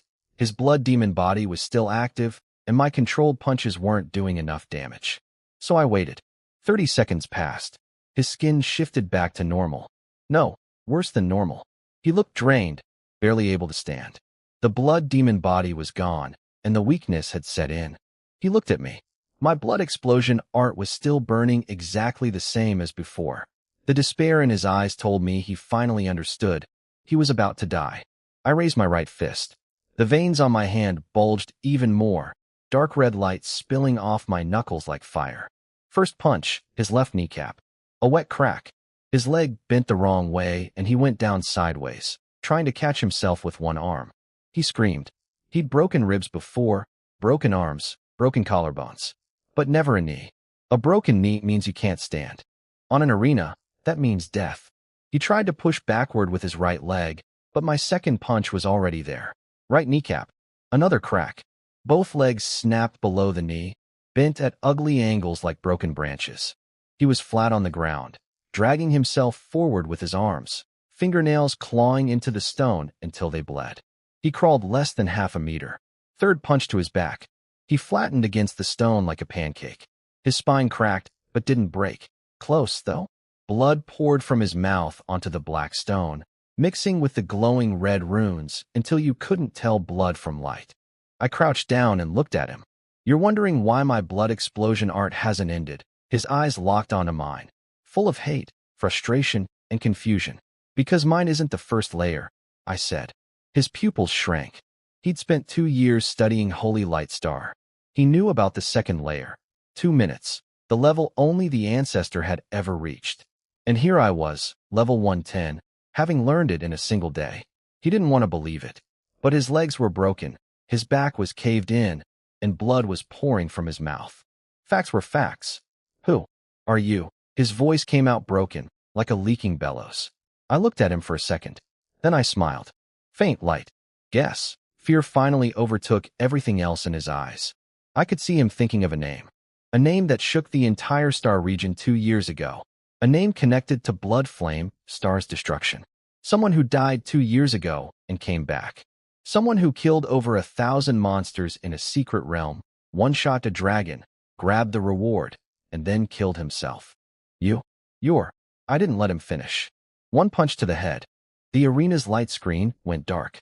Every second-tier planet's broadcast froze on the final frame. My fist pressed against Shui Li's skull, his eyes wide open, my calm face reflected in his pupils. Then the image disappeared. In the discussion hall, dead silence.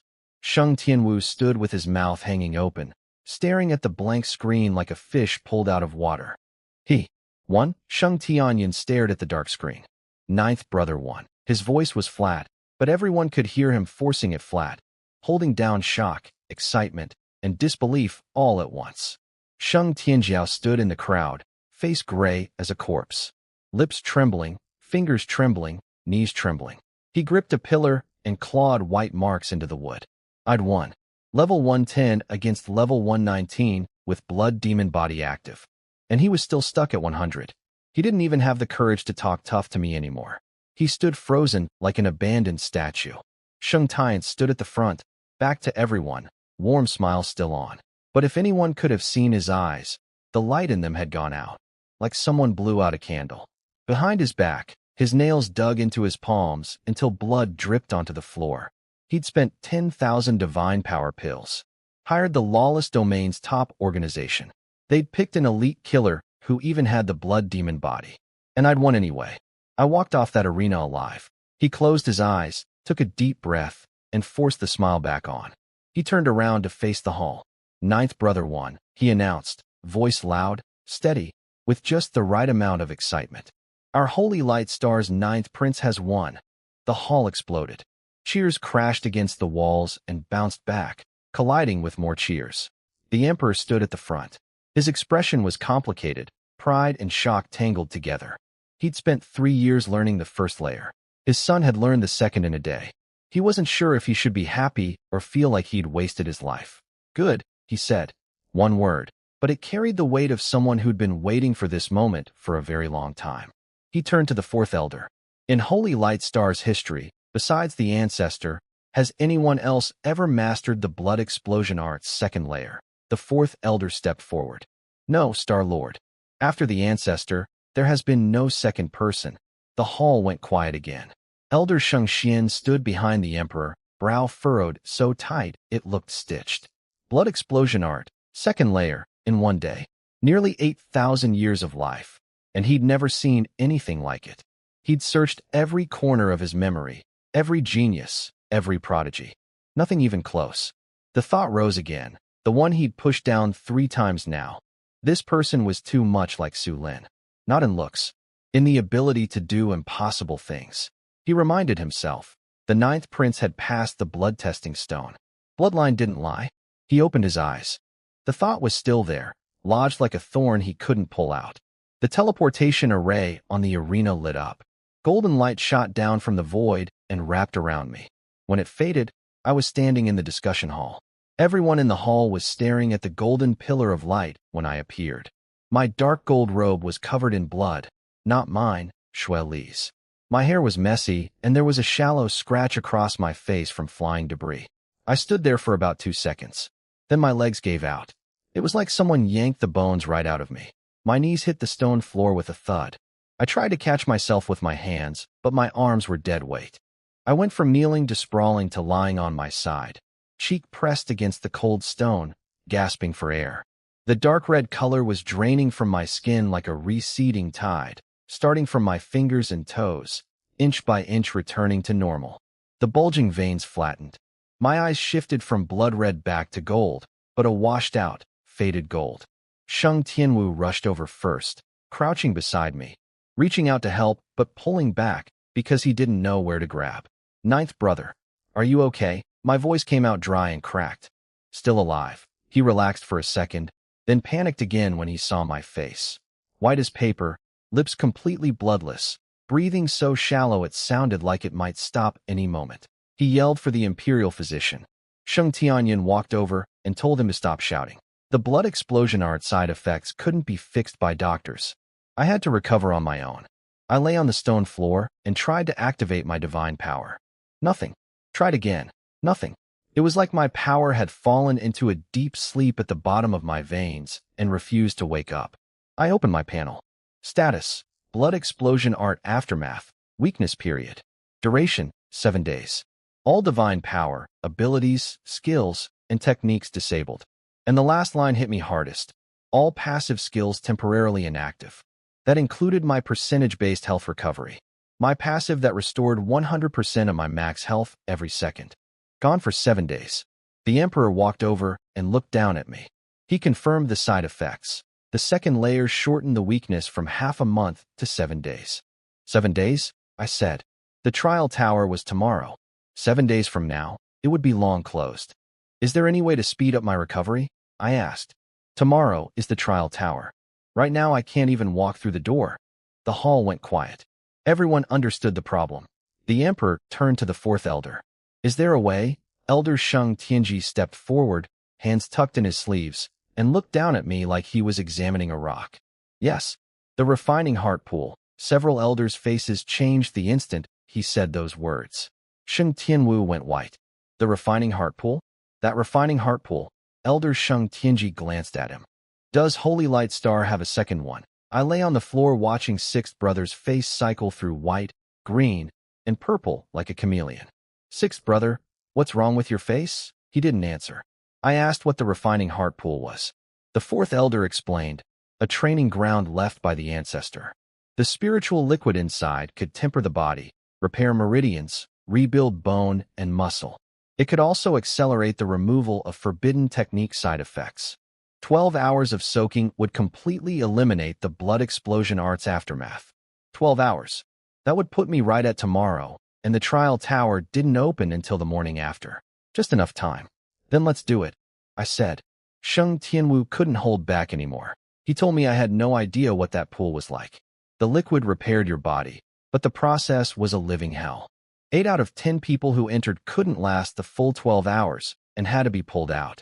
Survivors described it as being sliced by 1,000 knives, being thrown into a volcano, worse than death.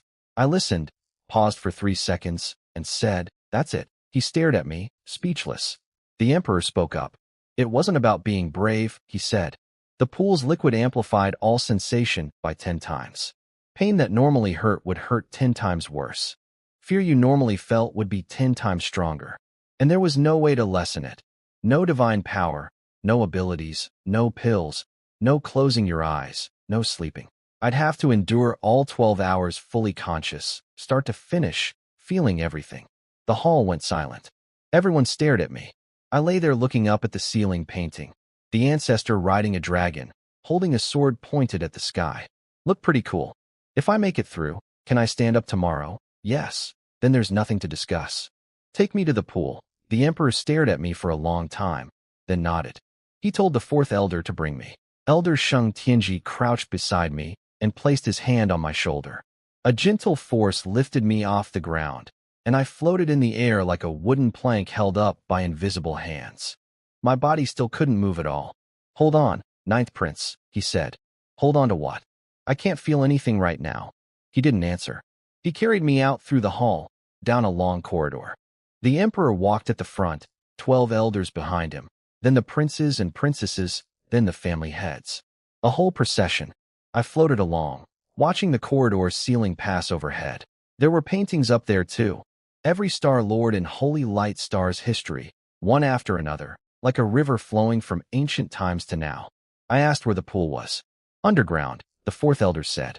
The ancestor had carved out a space deep beneath the palace when he built it, 3,600 steps down from the surface. Don't people get tired going down there to train? I asked. He glanced at me. The refining heart pool isn't for regular training. In all of Holy Light Star's history, fewer than 100 people have entered it. I shut up after that. We passed through 3 covered walkways and 2 gardens, reaching the deepest part of the palace, somewhere I'd never been, and Sheng Yuan's memories didn't cover either. In front of us was a door. Black, massive, at least 5 meters tall, 3 meters wide, covered in carved runes with golden light pulsing through them like a heartbeat. The fourth elder stopped. We're here. The fourth elder pressed his hand against the massive door. Golden light merged with the runes, and the door swung open, revealing a wide staircase descending into the earth.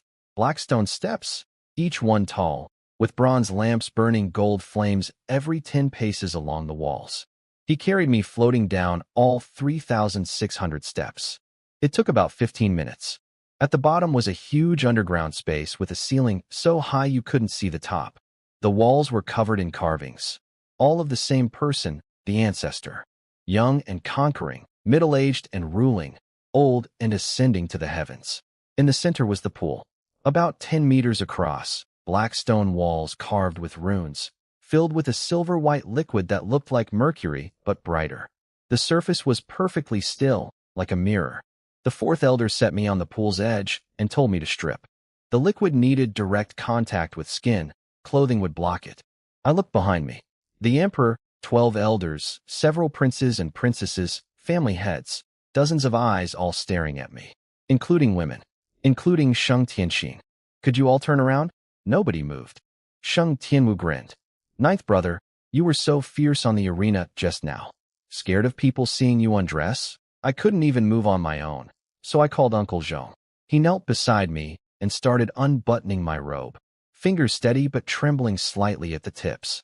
Nearly 2,000 years old, served countless masters, but he'd never undressed one in front of this many people before. The dark gold robe came off, then the cracked inner armor. I sat on the pool's edge bare-chested. My body was a little bigger than Sheng Yuan's had been. Wider shoulders, more visible muscle. But what stood out were the blood vessels bulging under my skin everywhere, the aftermath of the blood explosion art, like dark red snakes coiled across my whole body. The fourth elder lifted me and lowered me into the pool. The silver-white liquid rose past my ankles, knees, waist, chest. The instant it touched my skin, I felt a coolness, not cold, but the kind that seeps out from between your bones. Then the cool turned to heat. Heat that drilled through my skin into muscle, into blood vessels, into bone. The heat turned to burning. Like someone taking a red-hot blade and scraping me layer by layer, skin first, then muscle, then bone, then marrow. My teeth ground together. I didn't make a sound. The liquid stopped at my neck. I leaned against the pool wall, back of my head resting on cold stone, eyes closed. It was agony. Every single cell felt like it was being stabbed with a needle. The liquid seeped into my skin, found the veins that the blood explosion art had swollen, torn, and twisted, and started stitching them back together with impossibly fine needles. The broken blood vessel walls were regrowing from both ends, reaching toward each other like 2 bridges being built from opposite banks. When the 2 sides met and connected, it felt like being hit with a hammer. 1 minute in, I opened my eyes and looked at the crowd around the pool. Dozens of eyes, worried, curious, entertained, calculating. I couldn't keep going like this. I'd lose my mind. So I shifted my consciousness. Not all of it. I left a thread behind to keep the body breathing, keep the heart beating, keep the teeth-clenching expression going. The rest of my awareness traveled across the void and landed in my clone's body in that rental room on Star Chun. I opened my eyes in the rental, rolled my neck. No pain. Not even a little. I sat up, swung my arms, twisted my waist. Nice, I said. I walked to the window, and pushed it open. Blue sky, blinding white sunlight, crowded streets below. People chatting about me. Did you hear? The ninth prince won. Obviously, the whole star region watched. Blood explosion art's second layer, learned in one day. Is this guy even human? No. He's a god-tier talent. Even god-tier talent isn't this ridiculous. Then what is he? I don't know. He's not human. I leaned on the windowsill and pulled out a piece of osmanthus cake from my soul storage. Imperial Consort Hua had made them, and I'd stashed a few to eat slowly. I took a bite. Sweet. The body in the pool was still in pain. I could feel it, but it was like watching someone else hurt through glass. You know the fire is big, but it can't burn you. I took another bite and chewed. I wondered if staying completely silent in the pool would seem suspicious. The emperor had said people who entered the refining heart pool screamed so loud the whole palace could hear. My body sitting there without making a sound might look abnormal. I thought about it, then shrugged. One more abnormal thing on top of everything else wouldn't make a difference. 9 days to gain 10 levels, 1 day to master the blood explosion art's second layer, and now enduring the refining heart pool without screaming. What was one more? I finished the cake and dusted off my hands. Back at the pool, my body sat with eyes closed, teeth clenched, perfectly still. The silver-white liquid churned gently, glowing on and off like a pulse, repairing everything inside me. That process would continue until tomorrow. Sheng Tianwu crouched at the pool's edge, staring at my face. Why isn't he screaming? Nobody answered. Everyone who's ever gone in there screamed loud enough to be heard across the palace. He hasn't made a single sound. Is he numb from the pain? Sheng Tianyun stood beside him. He's not numb. He's enduring it. You can endure this. The emperor stood on the other side of the pool, watching my face for a long time. Not a single cry. He remembered when he'd entered the pool himself at level 195, badly injured. He'd screamed the entire night. The whole palace heard him. I was only level 110 with worse injuries and more painful repairs. And complete silence. He frowned. This son could endure too much. That was both good and bad. Good because he could survive anything. Bad because the weight of what he carried, nobody would ever know. Not even his father. He told everyone to leave and come back tomorrow. Sheng Tianwu stood up first and told me he'd be back in the morning. Sheng Tianjiao practically ran out. He didn't want to look at my teeth-clenching face because it made him feel worthless. Sheng Tians walked out last. He stopped at the pool's edge, looked down at me for 3 seconds, and said in his warm voice, "Ninth brother, rest well. Big brother will come tomorrow." Then he turned and walked away, steps perfectly steady, fingers behind his back, clenched white. Imperial Consort Hua was the very last. She stood at the pool's edge, looking down at my face, pale, with bite marks on the lips. She reached out to touch my cheek. Her fingers hung in the air for a long time. Then she pulled them back. "Get well?" she whispered, so quietly only she could hear. She turned and left. Uncle Zhong stayed. He knelt at the pool's edge and didn't move. The emperor glanced at him and asked if he was staying. "This old servant will watch over the ninth prince," he said. The emperor nodded and left. The door closed. Footsteps faded. Just my body in the pool and Uncle Zhong kneeling beside it. Time passed quickly. Morning came. Golden light leaked through the cracks in the ceiling and fell on the pool, turning the silver-white liquid a pale gold. My body had been leaning against the pool wall all night, eyes closed. Uncle Zhong had knelt beside the pool without sleeping for a single moment. Footsteps echoed through the underground space. The emperor arrived first, followed by the 12 elders, the princes and princesses, and the family heads. Dozens of people, their footsteps bouncing off the walls like distant thunder. The emperor looked down at me. "How is he?" Uncle Zhong stood up, his knees cracking twice. He reported that my breathing had stabilized and the liquid's churning had slowed. The repair was nearly finished. Sheng Tianwu leaned over the pool's edge and stared at my face. "Ninth brother, are you alive?" No answer.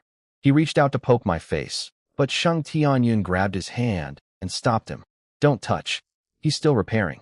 "What if you mess something up?" Sheng Tianjiao stood at the very back, as far from the pool as possible. He didn't want to see that teeth-clenching, silent face. It made him feel worthless. He hadn't slept all night, just kept replaying the arena fight in his head. My dark red skin, bulging veins, fists crashing into Shueli one after another. Broken knees. Cave back. Blood pouring from his mouth. And then I won. Level 110 against level 119. Sheng Tian stood on the other side of the pool, close to me, wearing his warm smile like a mask. His eyes showed concern, worry, and just the right amount of brotherly love. Imperial Consort Hua stood at the very edge of the crowd in a simple light purple dress, no jewelry, like an unnoticed flower. She stared at my face in the pool, pale, blood marks on the lips from biting, blue stubble on the chin. She wanted to walk over and touch my face, wanted to make sure I was alive. But she didn't move. She was the Imperial Consort. She couldn't lose composure in front of everyone. Meanwhile, on Star Chun, my clone was leaning on the windowsill eating another piece of osmanthus cake. I could feel the body in the pool nearing the end of its repair, meridians healing, tightening, regaining their elasticity. Not a bad life, I said, taking another bite. I finished the last piece, dusted off my hands, sat on the bed, closed my eyes, and sent my consciousness back across the void into the body at the pool. I opened my eyes. Golden ceiling above me, carved with stars, some bright, some dim, like a real night sky. The back of my head rested on cold stone, everything below my neck submerged in the silver-white liquid. It had gone still now, flat as a mirror. I moved my fingers. They worked. Moved my toes. Also worked. I tried making a fist. The veins on my hand had flattened back to normal, skin its regular color, though still pale from blood loss. Ninth brother's awake, Sheng Tianwu shouted, face pressed so close to the pool I could see his nose hairs. Back up, I said. My voice was sandpaper rough. He pulled back a little, but kept staring. How do you feel? Thirsty. Uncle Zhong handed me a cup of water. My hand shook so badly I spilled half of it. I drank a mouthful and poured the rest on my face. The coolness cleared my head a little. How long was I in there? 10 hours, Uncle Zhong said. I nodded and tried to stand, pushing against the pool wall. My legs were like noodles. My knee buckled, and I almost fell back in. Sheng Tianwu reached out to help, but I pushed his hand away and pulled myself up on my own, inch by inch. The liquid ran off my body like melted silver. Uncle Zhong handed me a clean robe. I put it on and tied the belt. I turned and looked at the crowd. The emperor sat on a stone chair, watching me with golden slit pupils full of pride and satisfaction. Sheng Tian stood behind him, smile perfectly in place. Sheng Tianjiao stood at the back with his head down, expression hidden. Imperial Consort Hua stood at the edge, eyes red. I looked at her and smiled. Mother, I'm fine. She nodded, lips moving but no words coming out. The emperor walked up and clapped my shoulder.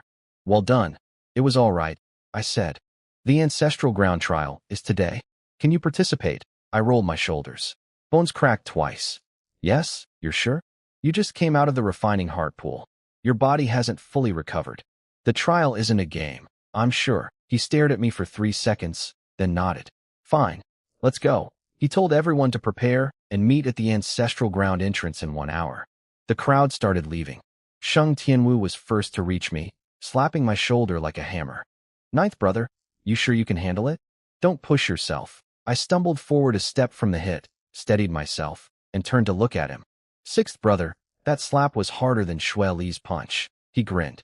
Guess that makes me stronger than Shui Li. Sheng Tianyan drifted by from the side. You couldn't beat Shui Li. His grin froze.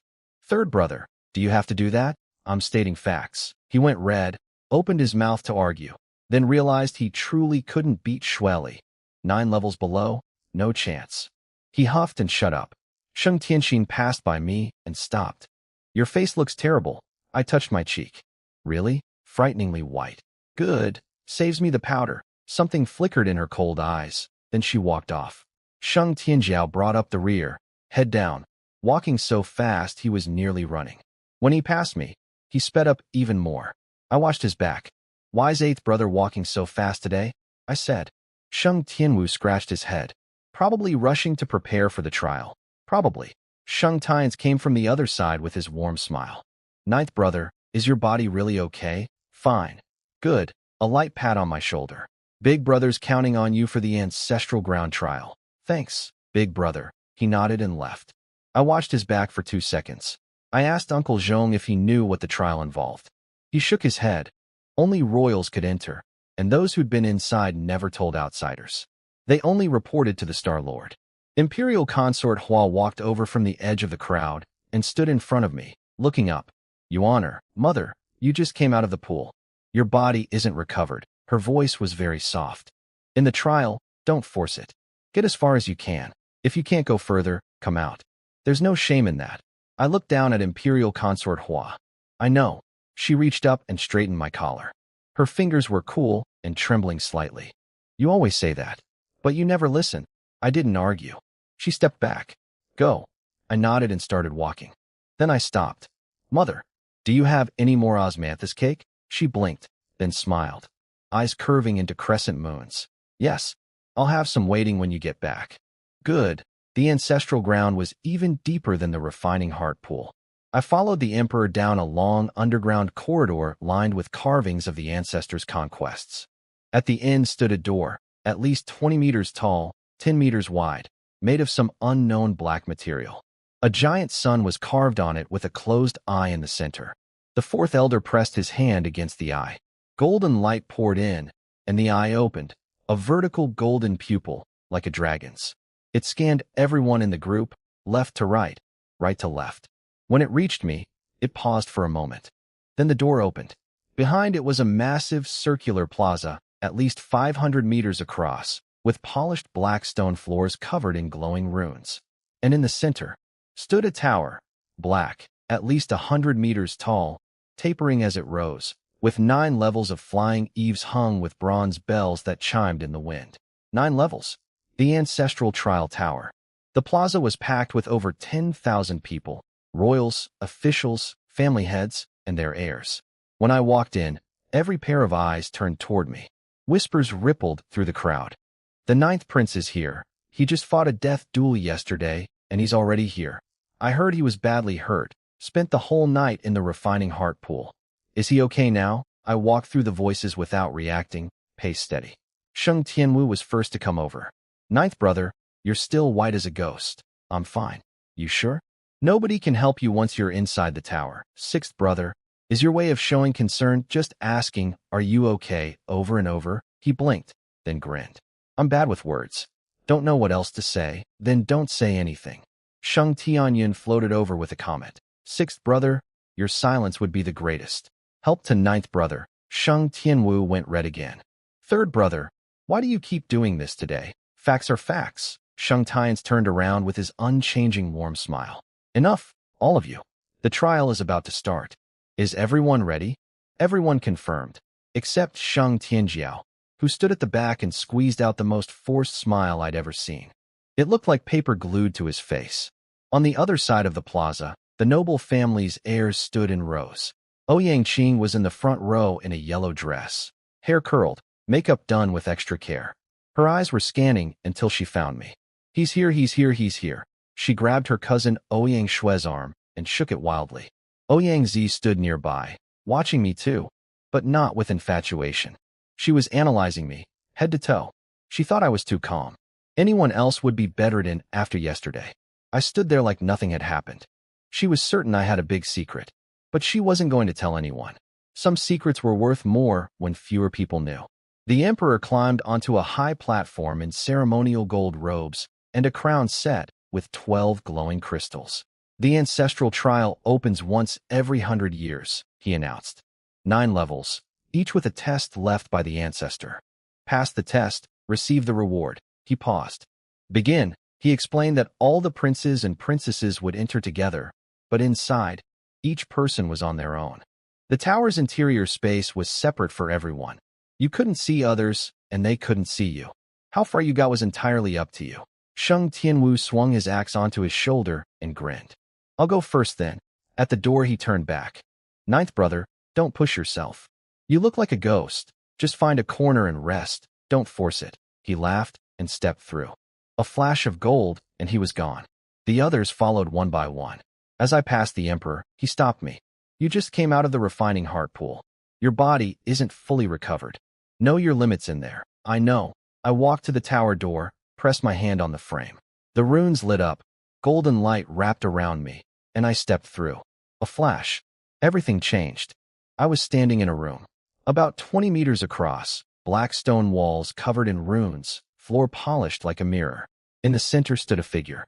Not quite a person, A semi-transparent phantom made of light. At least 2 meters tall, wearing golden battle armor, long hair tied back, a giant sword planted tip down on the floor. It looked exactly like the ancestor. Newcomer, the phantom said, voice deep as a bell. First trial. It raised its hand and pointed at me. A beam of golden light shot from its fingertip, not at me, but at the floor beneath my feet. The runes under me began spreading outward in circles, like ripples in water. Golden light rose from the symbols and climbed up my body. Ankles, calves, knees, thighs, waist, chest, neck. Golden threads slipped under my skin and swam through my blood vessels like tiny golden snakes. Then I heard it from inside my body. A hum, like a bowstring plucked, like a bell ringing in my chest. Bloodline resonance. The golden light was checking whether the blood in my veins truly belonged to Holy Light Star. After the blood swap, I carried Sheng Yuan's blood, the ancestor's bloodline. This was the verification. I stood perfectly still, face calm, and listened. 1 hum, 2 hums, 3 hums. The golden light faded. It retreated back down my body the same way it had climbed, from neck to chest to waist to legs to feet, like a tide pulling back. The last trace of gold vanished from my fingertips. The phantom spoke. Bloodline pure, not past. Bloodline pure. That meant I wasn't scraping by. My blood genuinely belonged here. My mouth twitched slightly. Imperial consort Hua hadn't lied. After the blood swap, I truly carried Sheng Yuan's blood. Not a disguise. The real thing. First trial, passed. The phantom in front of me dissolved into golden specks drifting down like snow. A door cracked open in the wall, leading to stairs going up. The walls along the stairway had words carved into them.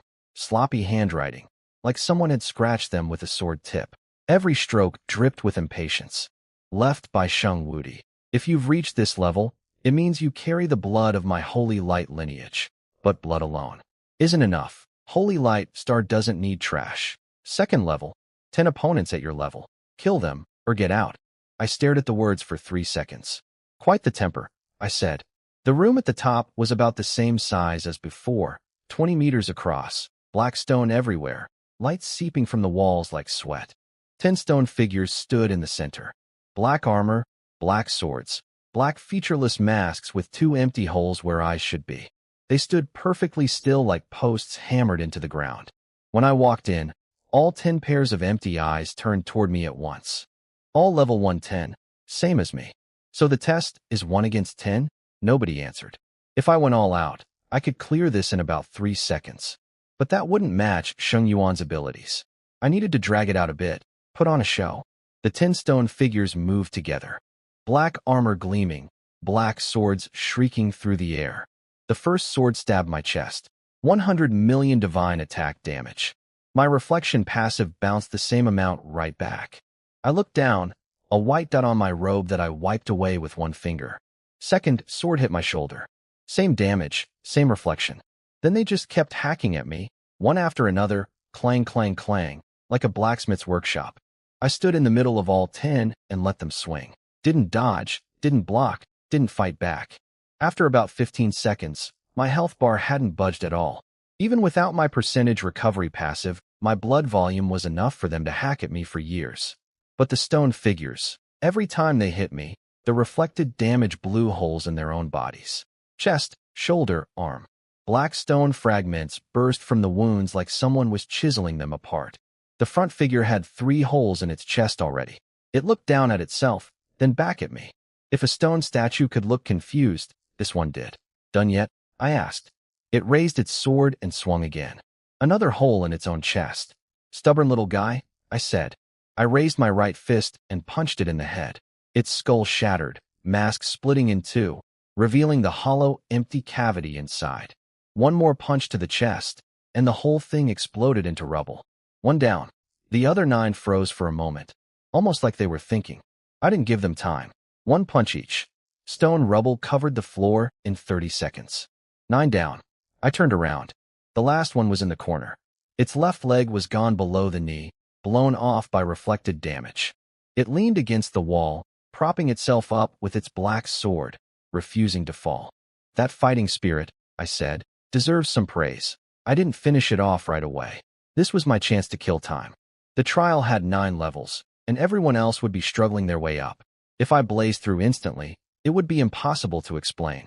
9 days to gain 10 levels. 1 day to master Blood Explosion Art's second layer. Already absurd enough. Clearing the trial tower in the blink of an eye would push it over the edge. So I needed to slow down. I sat cross-legged on the floor like an old man settling in for a chat. "What's your name?" I asked the stone figure. No answer. "Right, you can't talk. I'll name you then." I tilted my head. "How about tough guy? Legs broken, and you're still standing." "That's tough." No response. I pulled out a piece of osmanthus cake from my soul storage. Imperial Consort Hua's recipe. Took a bite. "Sweet. Want one?" I held it up toward the statue. "Nothing." "Oh, forgot. You can't eat." "Too bad. These are really good." I chewed and swallowed. You think when the ancestor built this tower, he ever imagined a level 110 kid sitting here, chatting with a stone statue? Definitely not. You can tell from his handwriting, bad temper, no patience, every word looks like he was stabbing someone. A guy like that builds a trial tower expecting people to hack their way up, not sit around talking. I laughed at my own joke. Then I leaned against the wall and lowered my voice. "Tough guy, let me tell you a secret." The statue stood in the corner, propped on its sword. "I'm not Sheng Yuan." I said it very quietly, like wind through a crack. "I'm Su Lin. The Su Lin your holy light star chased and tried to kill 2 years ago. The one who died and came back." The statue didn't move. "Not surprised?" "Oh right, you're a rock. You can't be surprised." I smiled again. "I swapped blood. I've got Sheng Yuan's blood flowing through me now. So what do you think the ancestor would do if he found out an outsider was in his trial tower and passed his bloodline test?" No answer. "Probably fly back from wherever he ascended to and slap me to death." I stood up, rolled my shoulders until the bones cracked, and walked over to the statue. "You're the toughest rock I've ever met," I said. I patted its shoulder. "Time to send you off." I pulled out the last piece of osmanthus cake, took a bite, and chewed. "Thanks for listening to me all this time. Nobody's talked to you in tens of thousands of years, right? 10 minutes of conversation today. That should give you something to think about for a while." I finished the cake, dusted off my hands, and punched it in the chest. It exploded. Black fragments scattered everywhere, mixing with the rubble of the other 9 until you couldn't tell which was which. I stood in the middle of the debris and brushed the dust off my hands. I looked down at the pieces. "Tough guy, next life, don't be a rock. Be a person, the kind that can talk." A door cracked open in the wall. More stairs going up. I walked in. The walls had more of the ancestors' sloppy sword-carved handwriting. Left by Sheng Wudi. The third level's instructions were carved on the stairway wall in the same sloppy sword-scratched handwriting. 20 opponents at your level. Double the number, more than double the difficulty. Kill them all, or get out. I looked at the last line. Get out then. No need to be rude about it. The room was 3 times bigger than before, 60 meters across. 20 stone figures stood in formation. Same black armor, same black swords, same blank masks. But their positioning was different.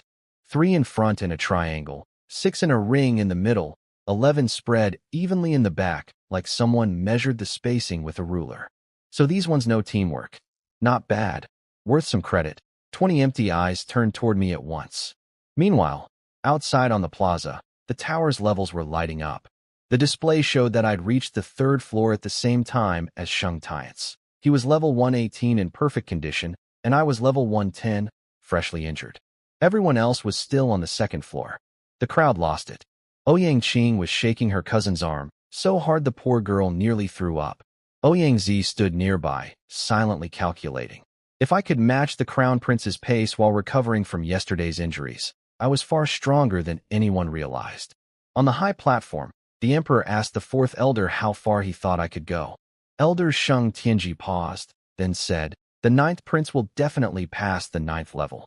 The plaza went silent, then exploded. Millions of years and nobody had cleared the 9th floor, and the 4th Elder was saying I would? The Emperor asked why. The 4th Elder stepped forward and laid it all out. 9 days from level 100 to 110. 1 day to master Blood Explosion Art's 2nd layer. Enduring the refining heart pool in complete silence. Clearing 2 trial levels in 15 minutes. Any one of these was genius. 2 was monstrous. 3 or more, that was destiny. He said he didn't believe in fate, but my performance had gone beyond what talent could explain. Some people were born to do certain things. The ancestor was born to unify Holy Light Star, and I was born to lead it back to that same glory. That was why I'd passed the 9th level. The Emperor stared at him for a long time, then smiled faintly. You barely ever talk. But when you do, it's terrifying. Inside the tower, the 20 stone figures attacked. They moved like a trained army, front 3 first, middle 6 following, back 11 holding position and filling gaps. Swords came from 3 directions at once. I didn't dodge. 3 swords hit me simultaneously. 100 million damage each. My reflection passive bounced it all back, blowing holes in their chests. But they didn't stop. The next 6 were already on me. 2 swords to my back, 2 to each side. I stood in the center getting hacked by a dozen swords. Not a scratch on me. But every swing they took, the reflected damage blew chunks off their own bodies. How many years have you guys practiced this formation? I asked. No answer. Just more swords. The front 3 were falling apart. The lead one had 5 holes in its chest, 1 arm gone, 1 leg busted. Still swinging a broken sword at me. Buddy, you're in pieces and still swinging? What did the ancestor promise you to work this hard? No response. Another sword hit my shoulder. Another hole blew open in its own chest. Fine. Another batch of stubborn ones. The ancestor was probably stubborn too. Your dedication, I said. Back where I come from, you'd win Employee of the Year. Nobody cared. Swords kept coming. All right, playtime's over. I started punching. 1 hit, 1 kill. Left, right, front, back. Their coordination was actually solid. Front row drew attention. Middle ring sealed escape routes. Back row rotated in. But none of it mattered when every single one went down in 1 punch. 1 minute. 19 stone figures reduced to rubble. Like whack-a-mole, the last one stood in the corner. Both legs gone below the knee from reflected damage, leaning against the wall, propping itself up with its sword. Perfect for time wasting. I sat down cross-legged in front of it. Just you left, brother. No answer. I'll call you tough guy number 2. I told it the truth. I was keeping it alive to waste time.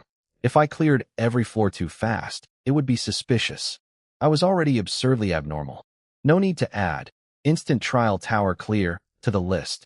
So I sat there and talked at tough guy number 2 for 20 minutes. Just me rambling at a 1-legged stone statue in a dark room. Finally, I stood up. Sorry, brother.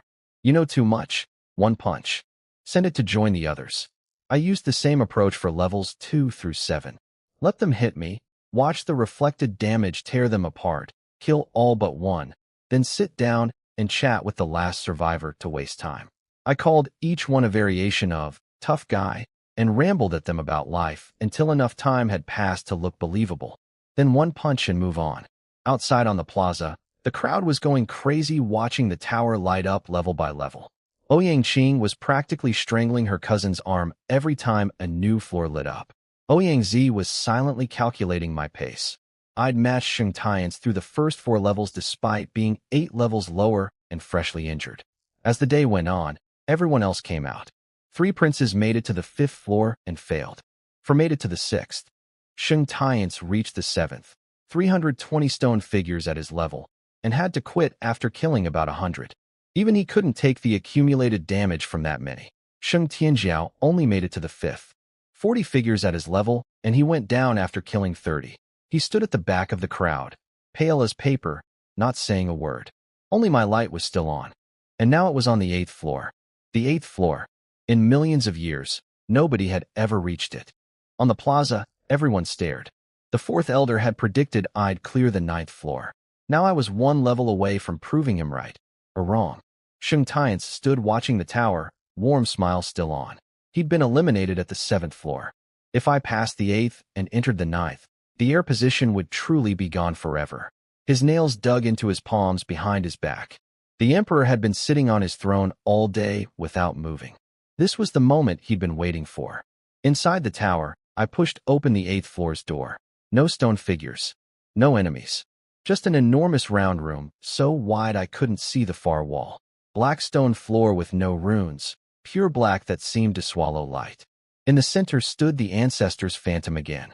But this time it wasn't translucent. It looked solid, like a real person. Golden battle armor, long hair tied back, giant sword planted in the ground, golden vertical pupils staring straight at me. Newcomer, it said. You passed the first 7 levels. Your strength is sufficient. But strength alone isn't enough. To go further, you need willpower. The 8th level tests your will. Willpower isn't about how much injury you can take. It's about how long you can endure the pain. It's whether you can take one more step when you're on the edge of breaking. It's whether you can tell yourself, hold on a little longer when you want to give up. Its finger pointed at me. A beam of golden light shot into my forehead. It felt like someone poured ice water into my brain. Everything went black. When I opened my eyes, I was standing in a completely different place. A staircase. White stone, very wide. Room for 100 people side by side. Each step was tall, requiring a big stride to climb. The stairs stretched upward into nothing. I stood on the first step. A voice boomed from above, deep and heavy like thunder. 99 steps. Each step you climb, the pain doubles. Reach the top and you pass. Can't make it, get out. Remember, here, you cannot use any skills. You cannot use divine power. You cannot resist. You can only endure. I looked at my hands. Nothing. I tried to activate my divine power. Nothing. Tried opening my panel. Nothing. No abilities, no skills, no equipment, no clones. I even tried shifting my consciousness to another body. My soul was locked inside this one. All right. This time it's just willpower. I took the first step onto the second stair. The pain hit my soul like being thrown into a giant grinding stone. Crushed from head to toe, skin to bone to marrow. My teeth clenched. My whole body was shaking. No wounds, no blood, but the pain was real. I wanted to scream, wanted to drop to my knees. I didn't kneel. I stood. I took the next step. The pain doubled. Third step. Fourth. Fifth. Each one, the pain doubled again. By the 10th step, I'd forgotten what not hurting felt like. My brain held only one word: pain. My consciousness started blurring. I didn't know where I was. Didn't know why I was here. Didn't know what I was doing. I only remembered one thing. Walk up. 11th step. 12th. 13th. 14th. 15th. My legs shook, knees knocked, teeth grinding. Sweat didn't drip. It poured off me like someone was dumping buckets on my head. Clothes soaked through, sticking to my skin. I didn't stop. 20th step. My vision went foggy. My brain was shutting down. Everything looked like it was behind a layer of mist, every sound behind a wall. I felt like I was underwater, everything half a beat slow. I kept walking. 25. 30. 35. My blood vessels started bursting. I could feel the walls tearing, blood seeping into muscle tissue, swelling painfully. Red dots appeared on my skin, tiny spots of internal bleeding. More and more, denser and denser. By the 40th step, both arms were covered in red. I didn't stop. My will was like a cold, ruthless program. Just walk. Keep walking. 45. 50. My knees finally gave out. I dropped. Kneecaps smashed against stone. I knelt on the 50th step, gasping, sweat pooling beneath my chin. One thought in my head: stand up. I dug my fingers into the stone cracks. Fingernails broke. Blood seeped out. I bit down and pulled myself up inch by inch. 51. 52. 53. My consciousness started fracturing. Like a mirror someone smashed, pieces still hanging in the frame, but impossible to put back together. Sometimes I forgot who I was. Sometimes I forgot why I was climbing. Sometimes I forgot what climbing even meant. But my legs kept moving. 60th step. Blood started flowing from all 7 openings. Eyes, ears, nose, mouth. Dark red, thick, running down my face onto my clothes and the stairs. I looked like I'd been pulled from a pool of blood. 65. 70. My body went into full convulsion. Every muscle seized at once, curling me up like a boiled shrimp. I didn't stop. I shuffled forward, hunched over, step by step. 75. 80. My consciousness shattered completely. I didn't know who I was, where I was, what I was doing. But my legs still moved. Like a reflex. 85. 90. 95. I collapsed. Not kneeling, flat on my face, cheek pressed against stone, blood running down. My body had stopped obeying me. But I didn't give up. Pure willpower drove me forward. I crawled with my chin, my chest, my stomach. Like a worm, inching along. My chin scraped open on the stone. Blood seeped out. 96. 97. 98. My body was at its absolute limit. Most blood vessels burst, muscles torn, bones cracked. Heartbeat slowing. breathing weakening, temperature dropping. I was dying. But my cells kept sending one signal. Crawl. Every last scrap of usable strength pushed me forward. 99. I made it. Face pressed against the stone of the 99th step, blood dripping down to the step below. A voice echoed in my mind. 8th level. Passed. My consciousness cut out completely. When I opened my eyes, I was lying on the floor of the 8th level room. Black stone, dark ceiling, gray-white light seeping from the walls. I lay there, hurting everywhere. Slowly pushed myself up and looked at my hands. No blood. No wounds. Nothing. Same as before I entered. I touched my face. No blood there either. I laughed. So that was an illusion. The ancestor's phantom still stood in the center of the room. Yes and no. The pain was fake. But the willpower you showed getting through it, that was real. It continued. The first 7 levels tested your strength. The 8th tested your will. Strength without will won't carry you far. Will without strength won't carry you at all. You have both. So you've earned the right to enter the 9th level. I pushed myself to my feet. Legs still shaking, but I stood. What's on the 9th level? The phantom looked at me for 3 seconds. You'll find out when you get there. A door cracked open in the wall. No more stairs this time, just light. Bright, golden, blinding. I squinted and walked through. In an instant, I was standing in the 9th level's room. Outside on the plaza, dead silence. The 8th level light went dark. The 9th level light came on. Ouyang Qing's legs gave out. She collapsed sideways into her cousin, and they nearly fell together. 9th. The 9th prince. 9th level. Her voice came out dry and cracked. Ouyang Zi stood frozen, knuckles white around her handkerchief. If I passed, whoever became my consort would stand beside the future ruler of all second-tier planets. Sheng Tianwu's battle axe slipped from his hands and clanged on the stone. He just stood there, mouth open. Sheng Tianyun gripped his thin sword, fingers trembling, not from fear, from shock. He'd been kicked out at the 6th level after killing 42 of 60 opponents. He knew what that helplessness felt like. And I, level 110, barely recovered, had reached the 9th floor. Sheng Tianjiao stood at the very back, staring at the 9th level light. His brain buzzed. He'd been eliminated at the 5th level and thought that was decent for level 100. Now he couldn't feel anything but jealousy. Burning, consuming jealousy.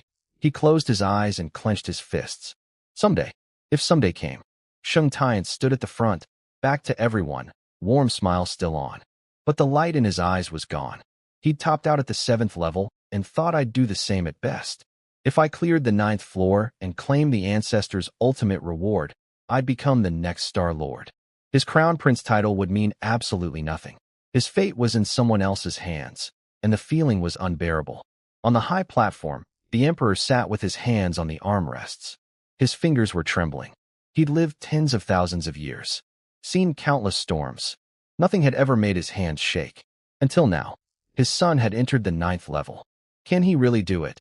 The moment I stepped into the 9th level, my feet landed on clouds. White, soft, like cotton. This floor was nothing like the others. No walls, no ceiling, no boundaries. The sky was gold, the ground was white cloud.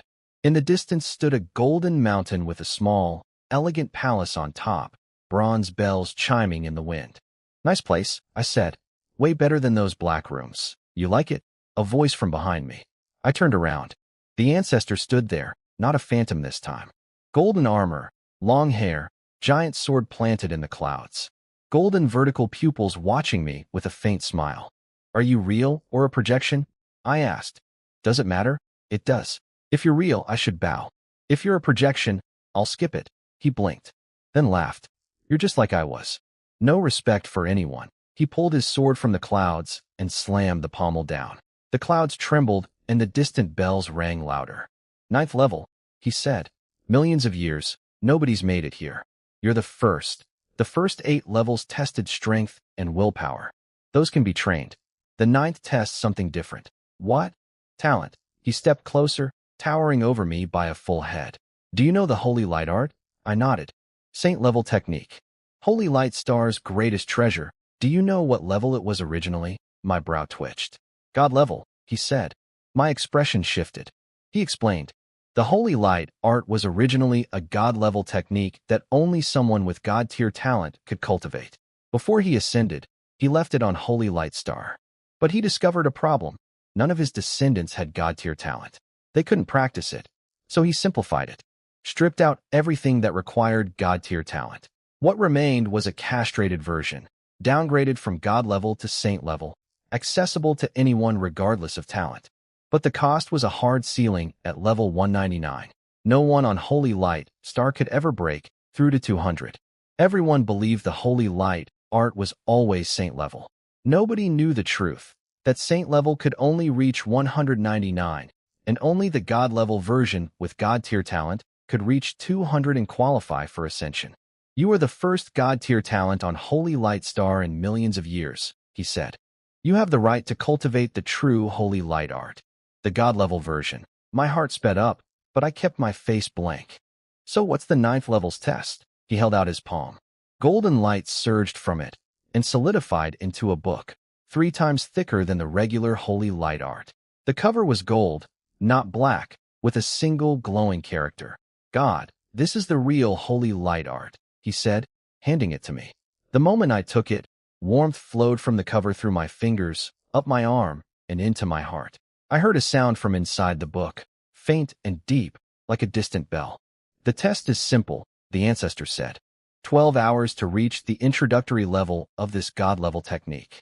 Succeed and you pass. The ultimate reward is this technique itself. Fail and get out. Once you leave, you'll forget everything you saw on the 9th level. I looked at the book. 12 hours. I had 999 clones. And this was a god-level technique matching my god-tier talent. I wasn't worried. I opened it. The first page was packed with glowing golden text written in sharp, sword-like strokes. The ancestors' handwriting, same as the walls below. God-level Holy Light art. Bloodline as the guide. Talent as the medium. Divine power as the fuel. I understood every word separately. Together, they made no sense. I read it again. Still didn't get it. The conditions I met. I had the ancestors' bloodline from the blood swap, god-tier talent, and divine power at level 110. But how to actually use them as guide, medium, and fuel? The book explained it, but I couldn't decipher the instructions. I took a deep breath, closed my eyes, and sent the command to all 999 clones. Cultivate the god-level Holy Light art. 999 people opened the same book in their minds simultaneously. Each one got stuck at a different point. Some couldn't figure out the guide. Some couldn't grasp the medium. Some couldn't activate the fuel. But as soon as one clone cracked a piece, I synced the insight to everyone.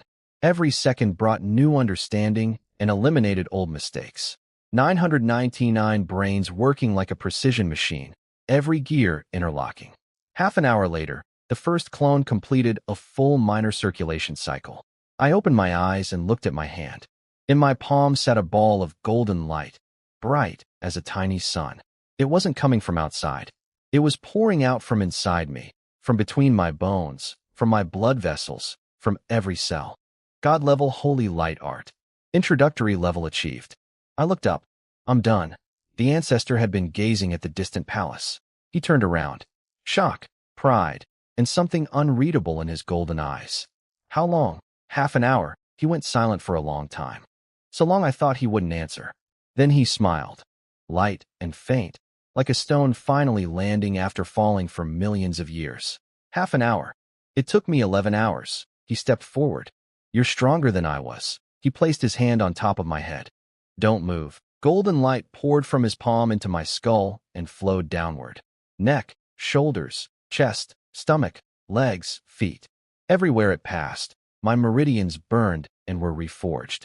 Like blacksmithing, heating raw iron, hammering it on an anvil, heating again, hammering again, beating out impurities, shaping the metal, forging the edge. It hurt. The forging lasted about 100 breaths. Then the light faded. He pulled his hand back. I looked at my hands. Something new was flowing through my blood, like oil mixed with fire, like water mixed with light. I opened my panel. God-level Holy Light art. Introductory level achieved. Effect. Can cultivate to level 200. Done? I asked. Done. 9th level passed? Passed. The reward is the God-level technique. I paused. That's it. That's it, he nodded. What did you expect? Divine weapons? Artifacts? Those things you can't take with you when you're born and can't bring when you die. The real reward is this technique. The path past level 200. The qualification to ascend. These are worth more than any weapon. I thought about it. He was right. Weapons couldn't help me level up, and leveling was what mattered most. Fine. I'll be going then. He turned toward the distant palace, silent for a long time. What's your name? Sheng Yuan. You're not from Holy Light Star. My heart skipped a beat. But my face showed nothing. What do you mean? Your body carries my bloodline, he said, voice deep. But your soul does not. I said nothing. He stepped forward. I don't know who you are. I don't know where you came from. I don't know how you got into Holy Light Star. He paused. But I know one thing. You have God-tier talent. You can make Holy Light Star great again. I looked at him. You're not going to kill me. Kill you? He laughed. Do you know what I just did to your body? The ancestor released a wave of divine power that hit me. I felt something new inside my body, like a needle lodged in the deepest part of my heart. Not painful, but I knew it was there. What did you put in me? I asked. He looked at me like he was examining a tool, checking if it was sturdy enough. A curse. What kind? Within 100 years, make Holy Light Star ascend to a third-tier planet. Fail, and your entire body rots and you die. I looked at him. Why do you think I can do it? Because you did what I couldn't. Half an hour to master the God-level Holy Light art. I took 11 hours. Your talent is greater than mine. I went from a small second-tier planet to the #1 rank. You can take Holy Light Star to the 3rd tier. I asked if he hadn't done it himself. He said he never had the courage to challenge.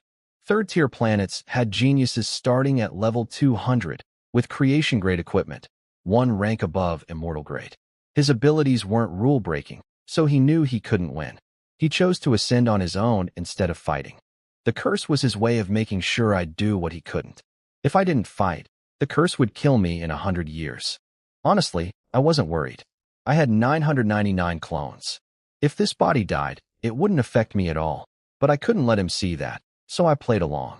I'll do everything I can to make Holy Light Star reach 3rd tier within 100 years. I asked if the curse could be removed. He said yes, complete the task, and it lifts automatically.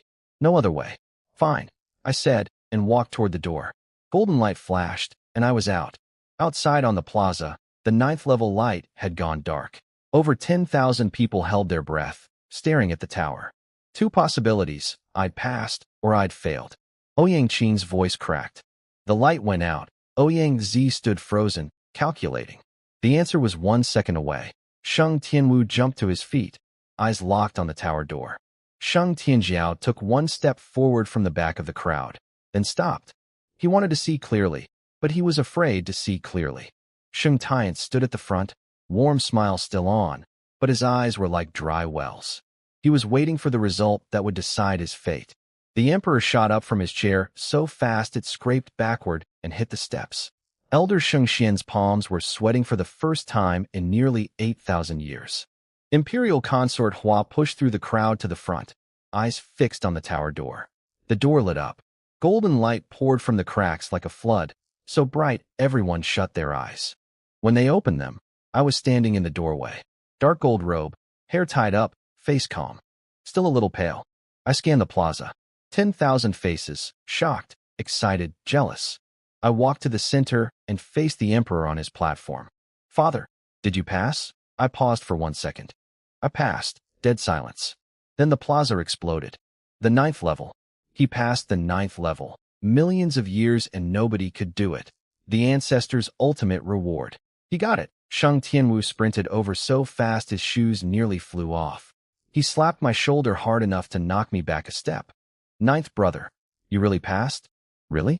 The 9th level. Really? He stared at me for 3 seconds. Then he laughed so hard tears came out. 1 word. Damn. Sheng Tianyan walked up silently and patted my shoulder. Light touch. Sheng Tianxin stood in the crowd staring at me, something churning behind those cold eyes. Relief, or maybe frustration. She turned and left without a word. Sheng Tianjiao stood at the very back, bloodshot eyes locked on me. His fingernails clawed white marks into a pillar. He wanted to speak, but his throat was locked. He wanted to leave, but his legs wouldn't move. He stood there like an abandoned statue. Sheng Tian stood at the front, warm smile still on. But behind it, everything was over. From this moment, his crown prince title was meaningless. He closed his eyes, took a breath, opened them, and adjusted his smile. Warmer, more polished, more flawless than before. He walked up to me. Ninth brother. A pat on my shoulder. Well done. 2 words. But I heard what they really meant. You won. Thanks, big brother. The emperor walked down from his platform. Every step, his hands were visibly shaking. He stood in front of me. Got the reward? Got it. He stared at me for 3 seconds. Then he smiled. Good. He turned to face the entire plaza and spoke, voice booming like a bell. Sheng Yuan, 9th Prince of Holy Light Star, has cleared the 9th level of the ancestral trial and received the ancestors' ultimate reward. From this day forward, Sheng Yuan is Holy Light Star's Star Lord Heir. His rank, below 1, above all, silence. Then the plaza erupted again. People started kneeling. 1, 2, 10, 100, 1,000, 10,000. Everyone knelt. The 12 elders, the family heads, all the princes and princesses. Imperial consort Hua stood at the edge, the only one who didn't kneel. She was my mother. Tears rolled down her face one after another. Not from sadness. From decades of waiting finally ending. The person who would help her get her revenge was now standing in front of her as Star Lord Heir.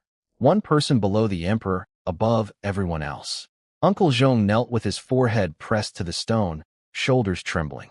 Nearly 2,000 years old, and he'd never seen anything like this. Never imagined he'd live to see it. The emperor turned to me. Anything else to say? I thought about it. Yes, say it. The imperial treasury. How many items can I pick? He blinked. Then laughed. How many do you want? 3. Deal? I nodded, turned, and started walking out of the plaza. A few steps in, I stopped and looked back at Imperial Consort Hua. Mother, any osmanthus cake left? She blinked, then smiled. A smile so big tears spilled out with it. Yes, I'll have some when I get back. I walked away. Steady pace. Dark gold robe drifting in the wind. My face was calm, but everyone saw the slight smile at the corner of my mouth. Not smugness, just the quiet relief of someone who could finally rest for a bit. The crowd began to disperse. Ouyang Qing was still on her knees, mouth hanging open, staring at where I'd disappeared. He's the Star Lord Heir now. Ouyang Zi watched too, mind spinning. Star Lord Heir. Whoever became his consort would be the future Star Lord's wife. Her fingers slowly clenched.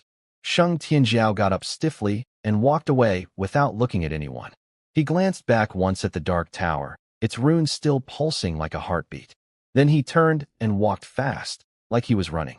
Sheng Tian stood, dusted off his knees, straightened his collar. Warm smile still on. He bowed to the emperor, asked to be excused, and walked away. But everyone saw his back, hunched, like he'd aged 10 years. The emperor watched him go. Elder Sheng Xian approached and started to say something about the crown prince, but the emperor cut him off. I know, but he'll come around. Then everyone left. I walked out of the plaza as the sky was turning dark. Stars blinked on one by one overhead. Uncle Zhong, can I go to the imperial treasury now? He was surprised. Your Highness, you just came out of the refining heart pool, then spent all day in the tower. Don't you want to rest? Not tired. He opened his mouth, closed it, then lowered his head. Nearly 2,000 years old, served countless masters, and he'd never met anyone like me. Beaten half to death yesterday, soaked in the pool all night, fought through 9 tower levels today, 48 hours more eventful than his entire year. And I said, not tired. He started to mention needing the Star Lord's seal of permission, then caught himself. I was the Star Lord Heir now. I was the permission. The Imperial Treasury was in the western part of the palace, a standalone building, not large, but built like a fortress. Black stone walls thick enough to ride horses on. Iron door, 5 meters tall. 2 level 180 guards stood outside. They bowed when they saw me, confirmed they'd received word, and opened the door. Inside was a long golden corridor lit by smokeless bronze lamps. Then another door marked with the character 4, vault. I pushed through into a space so massive I couldn't see the far wall. The ceiling was high enough to fit a mountain inside. Every wall was covered in shelves and compartments, some big enough for an ox, some barely fist-sized. Each one had a floating display showing what was stored inside. This is going to take a while, I muttered.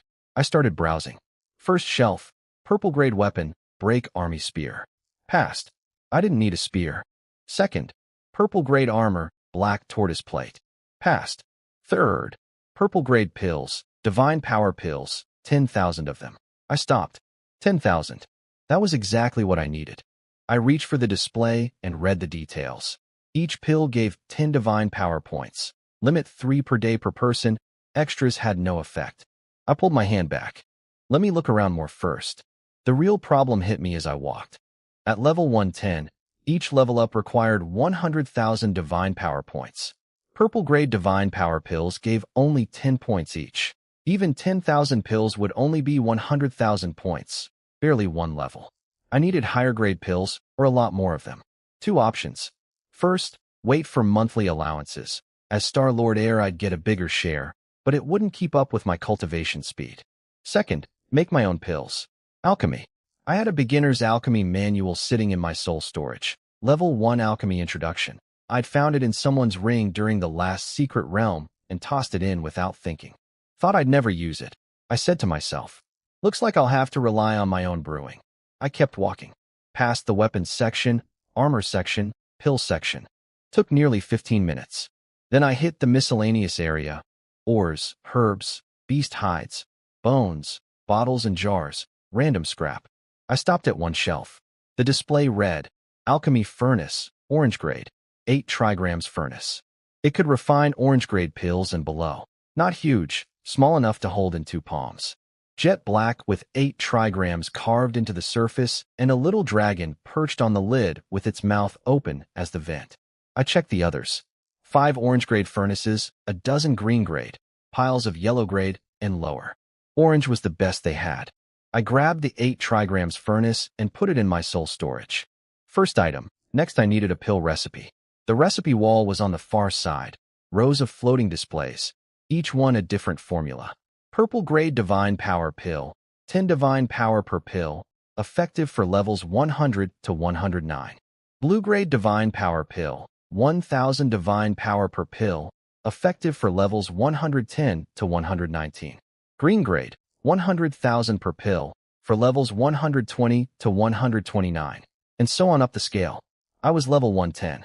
I could only use blue-grade divine power pills. 1,000 divine power per pill. I'd need 100 of them just to gain 1 level. I reached for the blue-grade divine power pill recipe.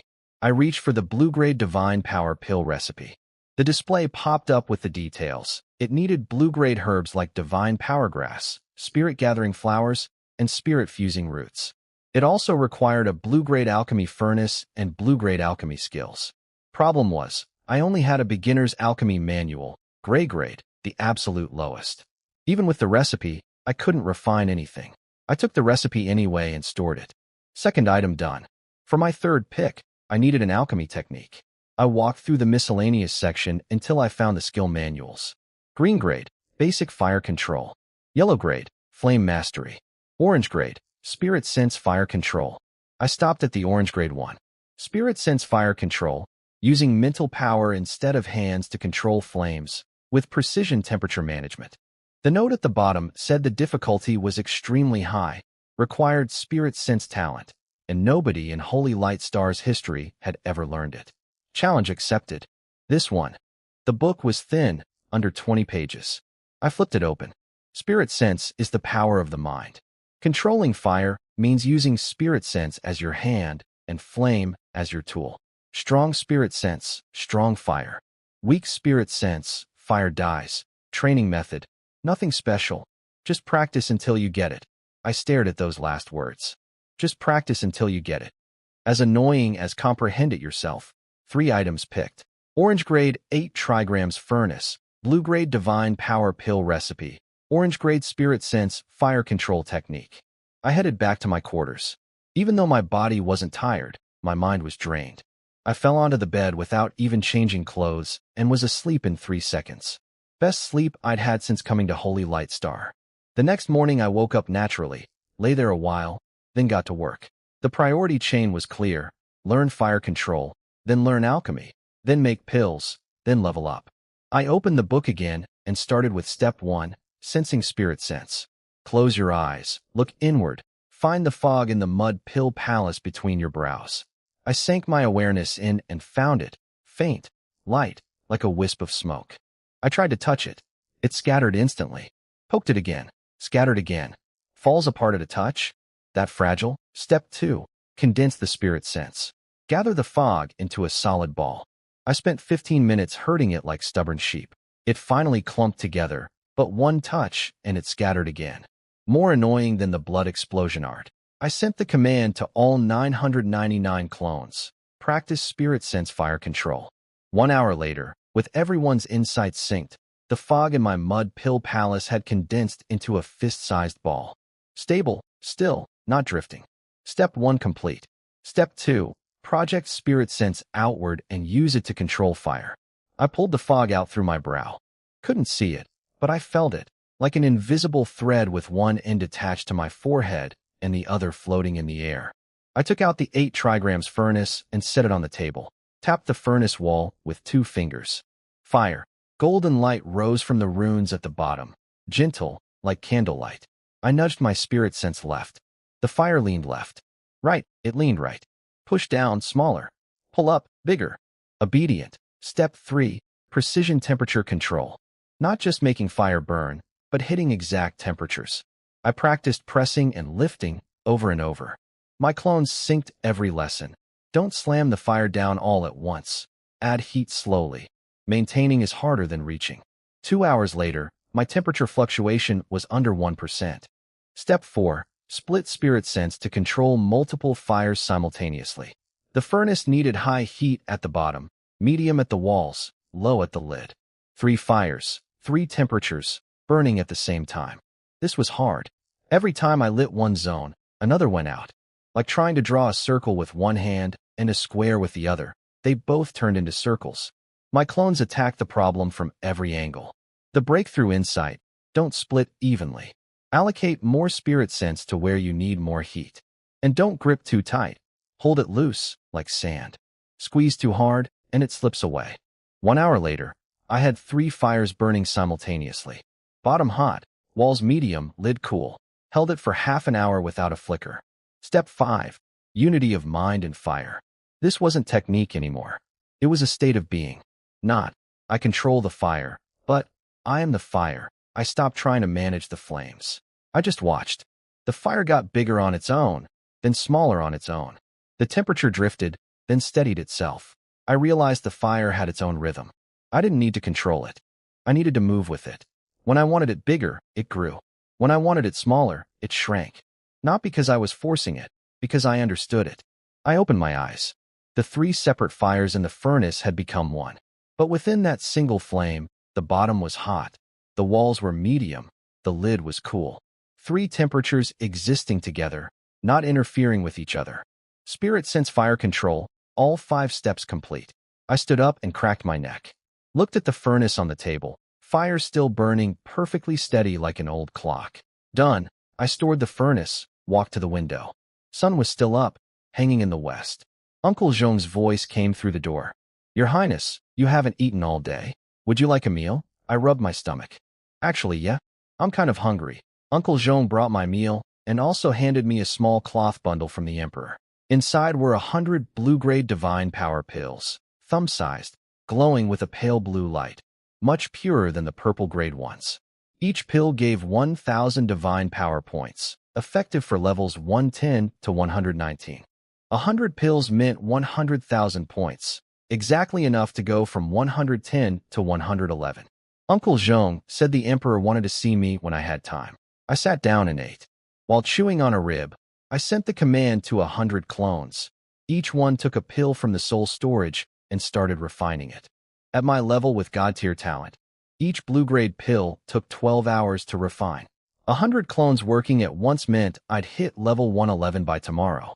But 100 pills a month wasn't going to keep up with my cultivation speed. I needed to make my own.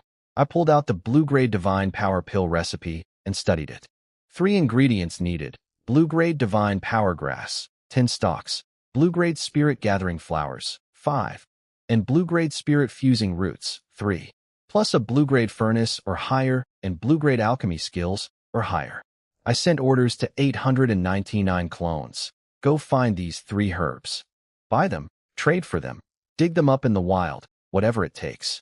Get as many as possible. Then I changed into a clean robe and went to see the Emperor. His study door was half open. I knocked twice and went in. He sat behind his desk, a book open in front of him that he wasn't reading. He told me to sit.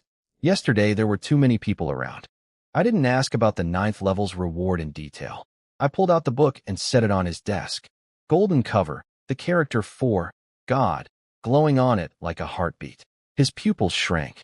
This is a God-level technique. Yes. He reached for it, fingers hovering over the cover for a long time. Then he pulled his hand back. What did the ancestor say? I leaned back.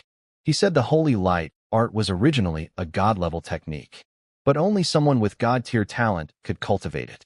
Since none of his descendants had that talent, he simplified it, stripped out all the God-tier parts, and dropped it to saint level. His fingers paused. Simplified, deleted everything that required God-tier talent. What's left is a cut-down version. So the people of Holy Light Star can never break through level 200, I said. The study went quiet. The Emperor stared at me, eyes churning with shock, realization, and a bitter kind of understanding. No wonder, he said, voice heavy.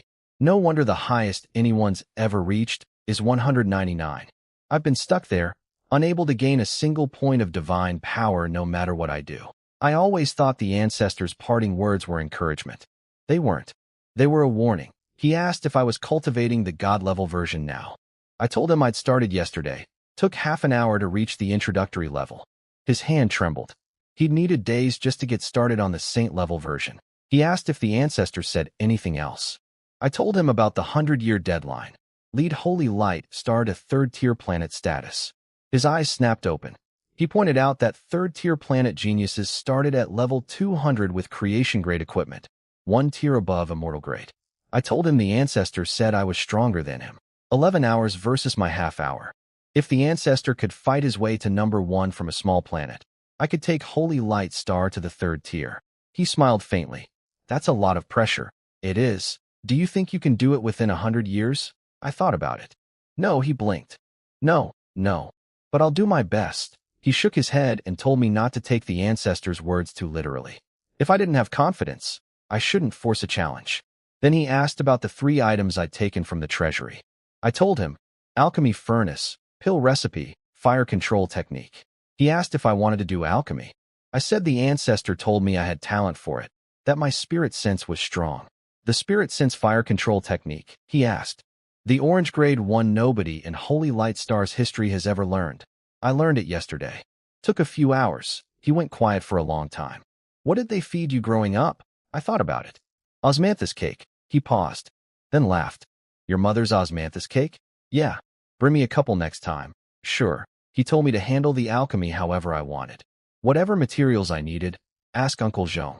The treasury was open to me anytime, no permission required. As I reached the door, he spoke one more time, his back to me. Within 100 years, whether or not you can take Holy Light Star to the 3rd tier, you're still my son. I looked at his back. I know. Outside, I told Uncle Jean I needed blue-grade herbs, divine power grass, spirit-gathering flowers, and spirit-fusing roots. 100 batches worth. He went to prepare them.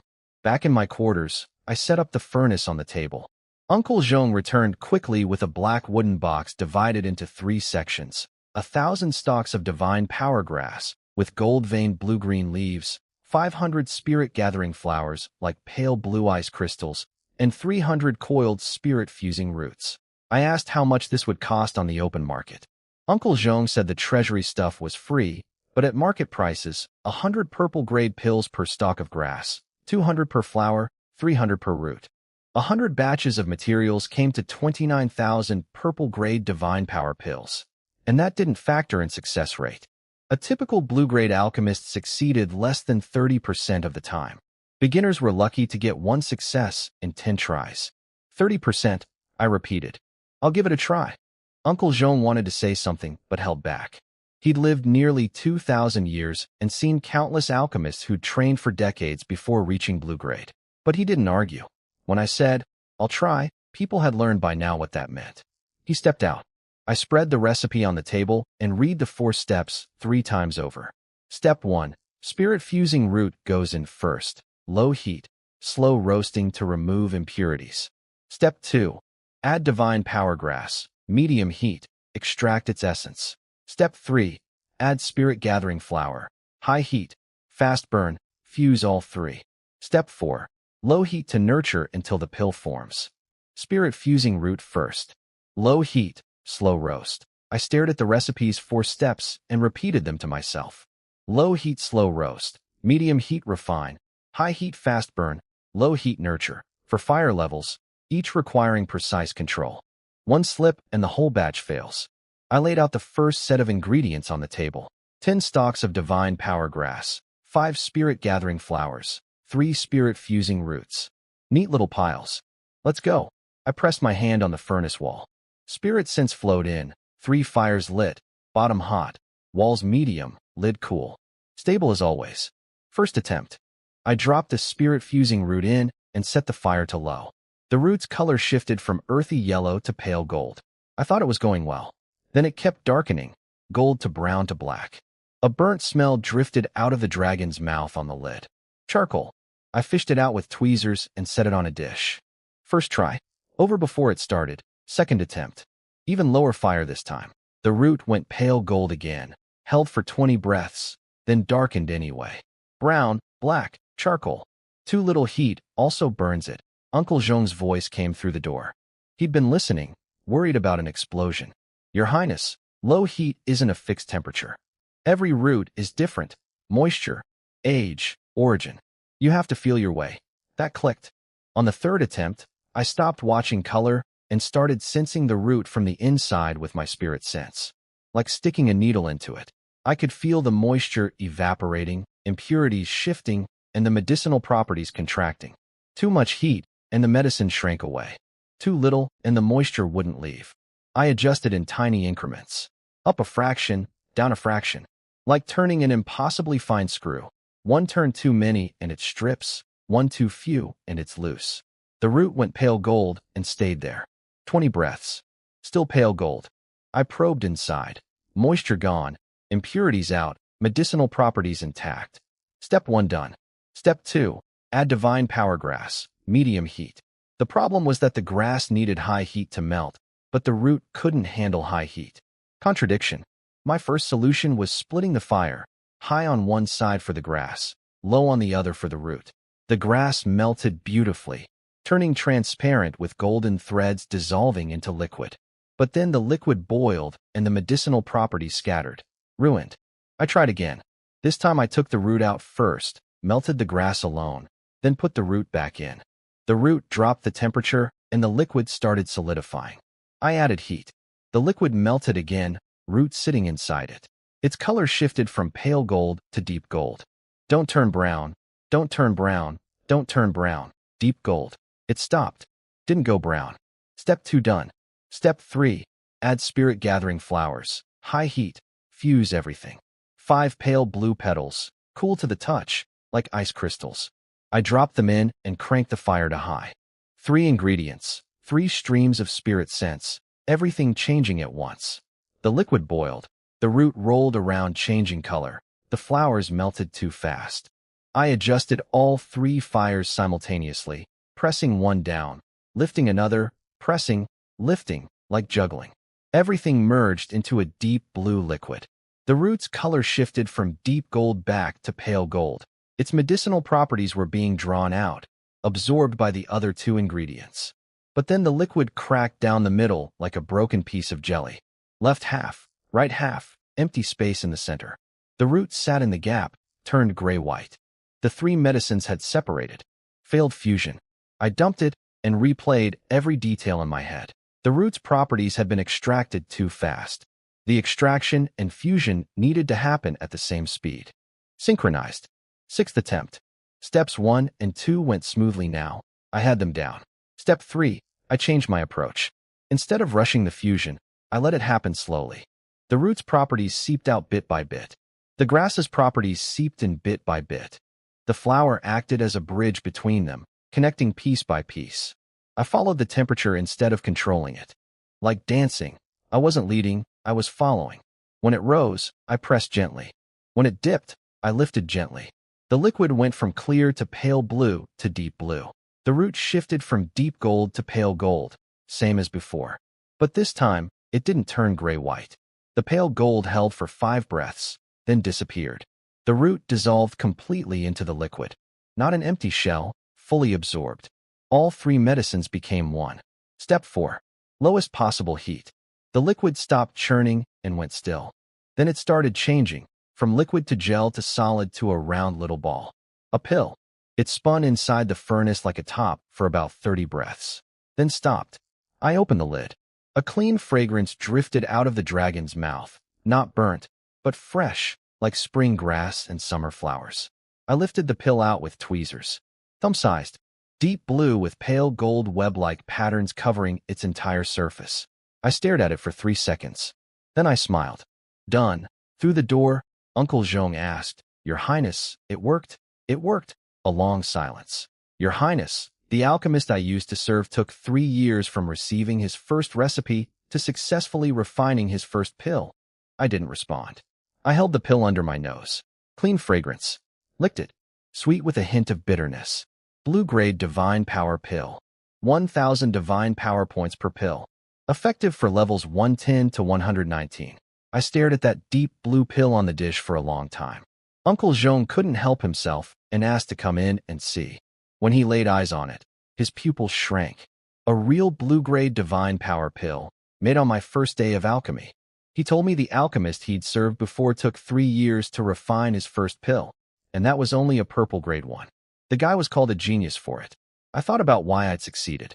It wasn't luck. It was the spirit sense fire control technique.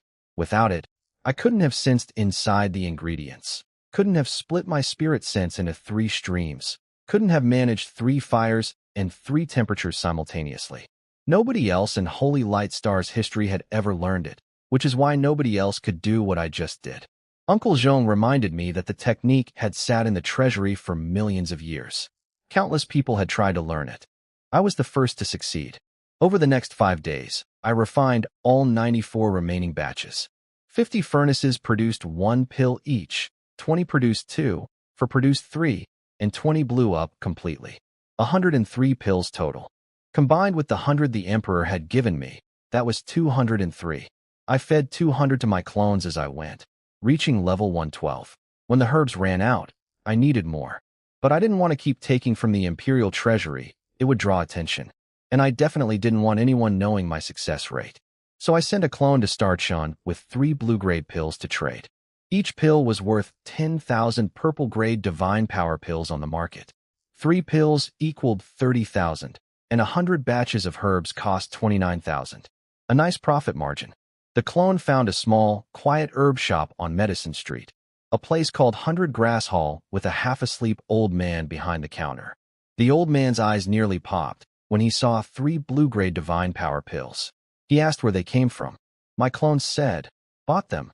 The old man didn't believe it, but knew better than to press. 3 pills for 100 batches of herbs.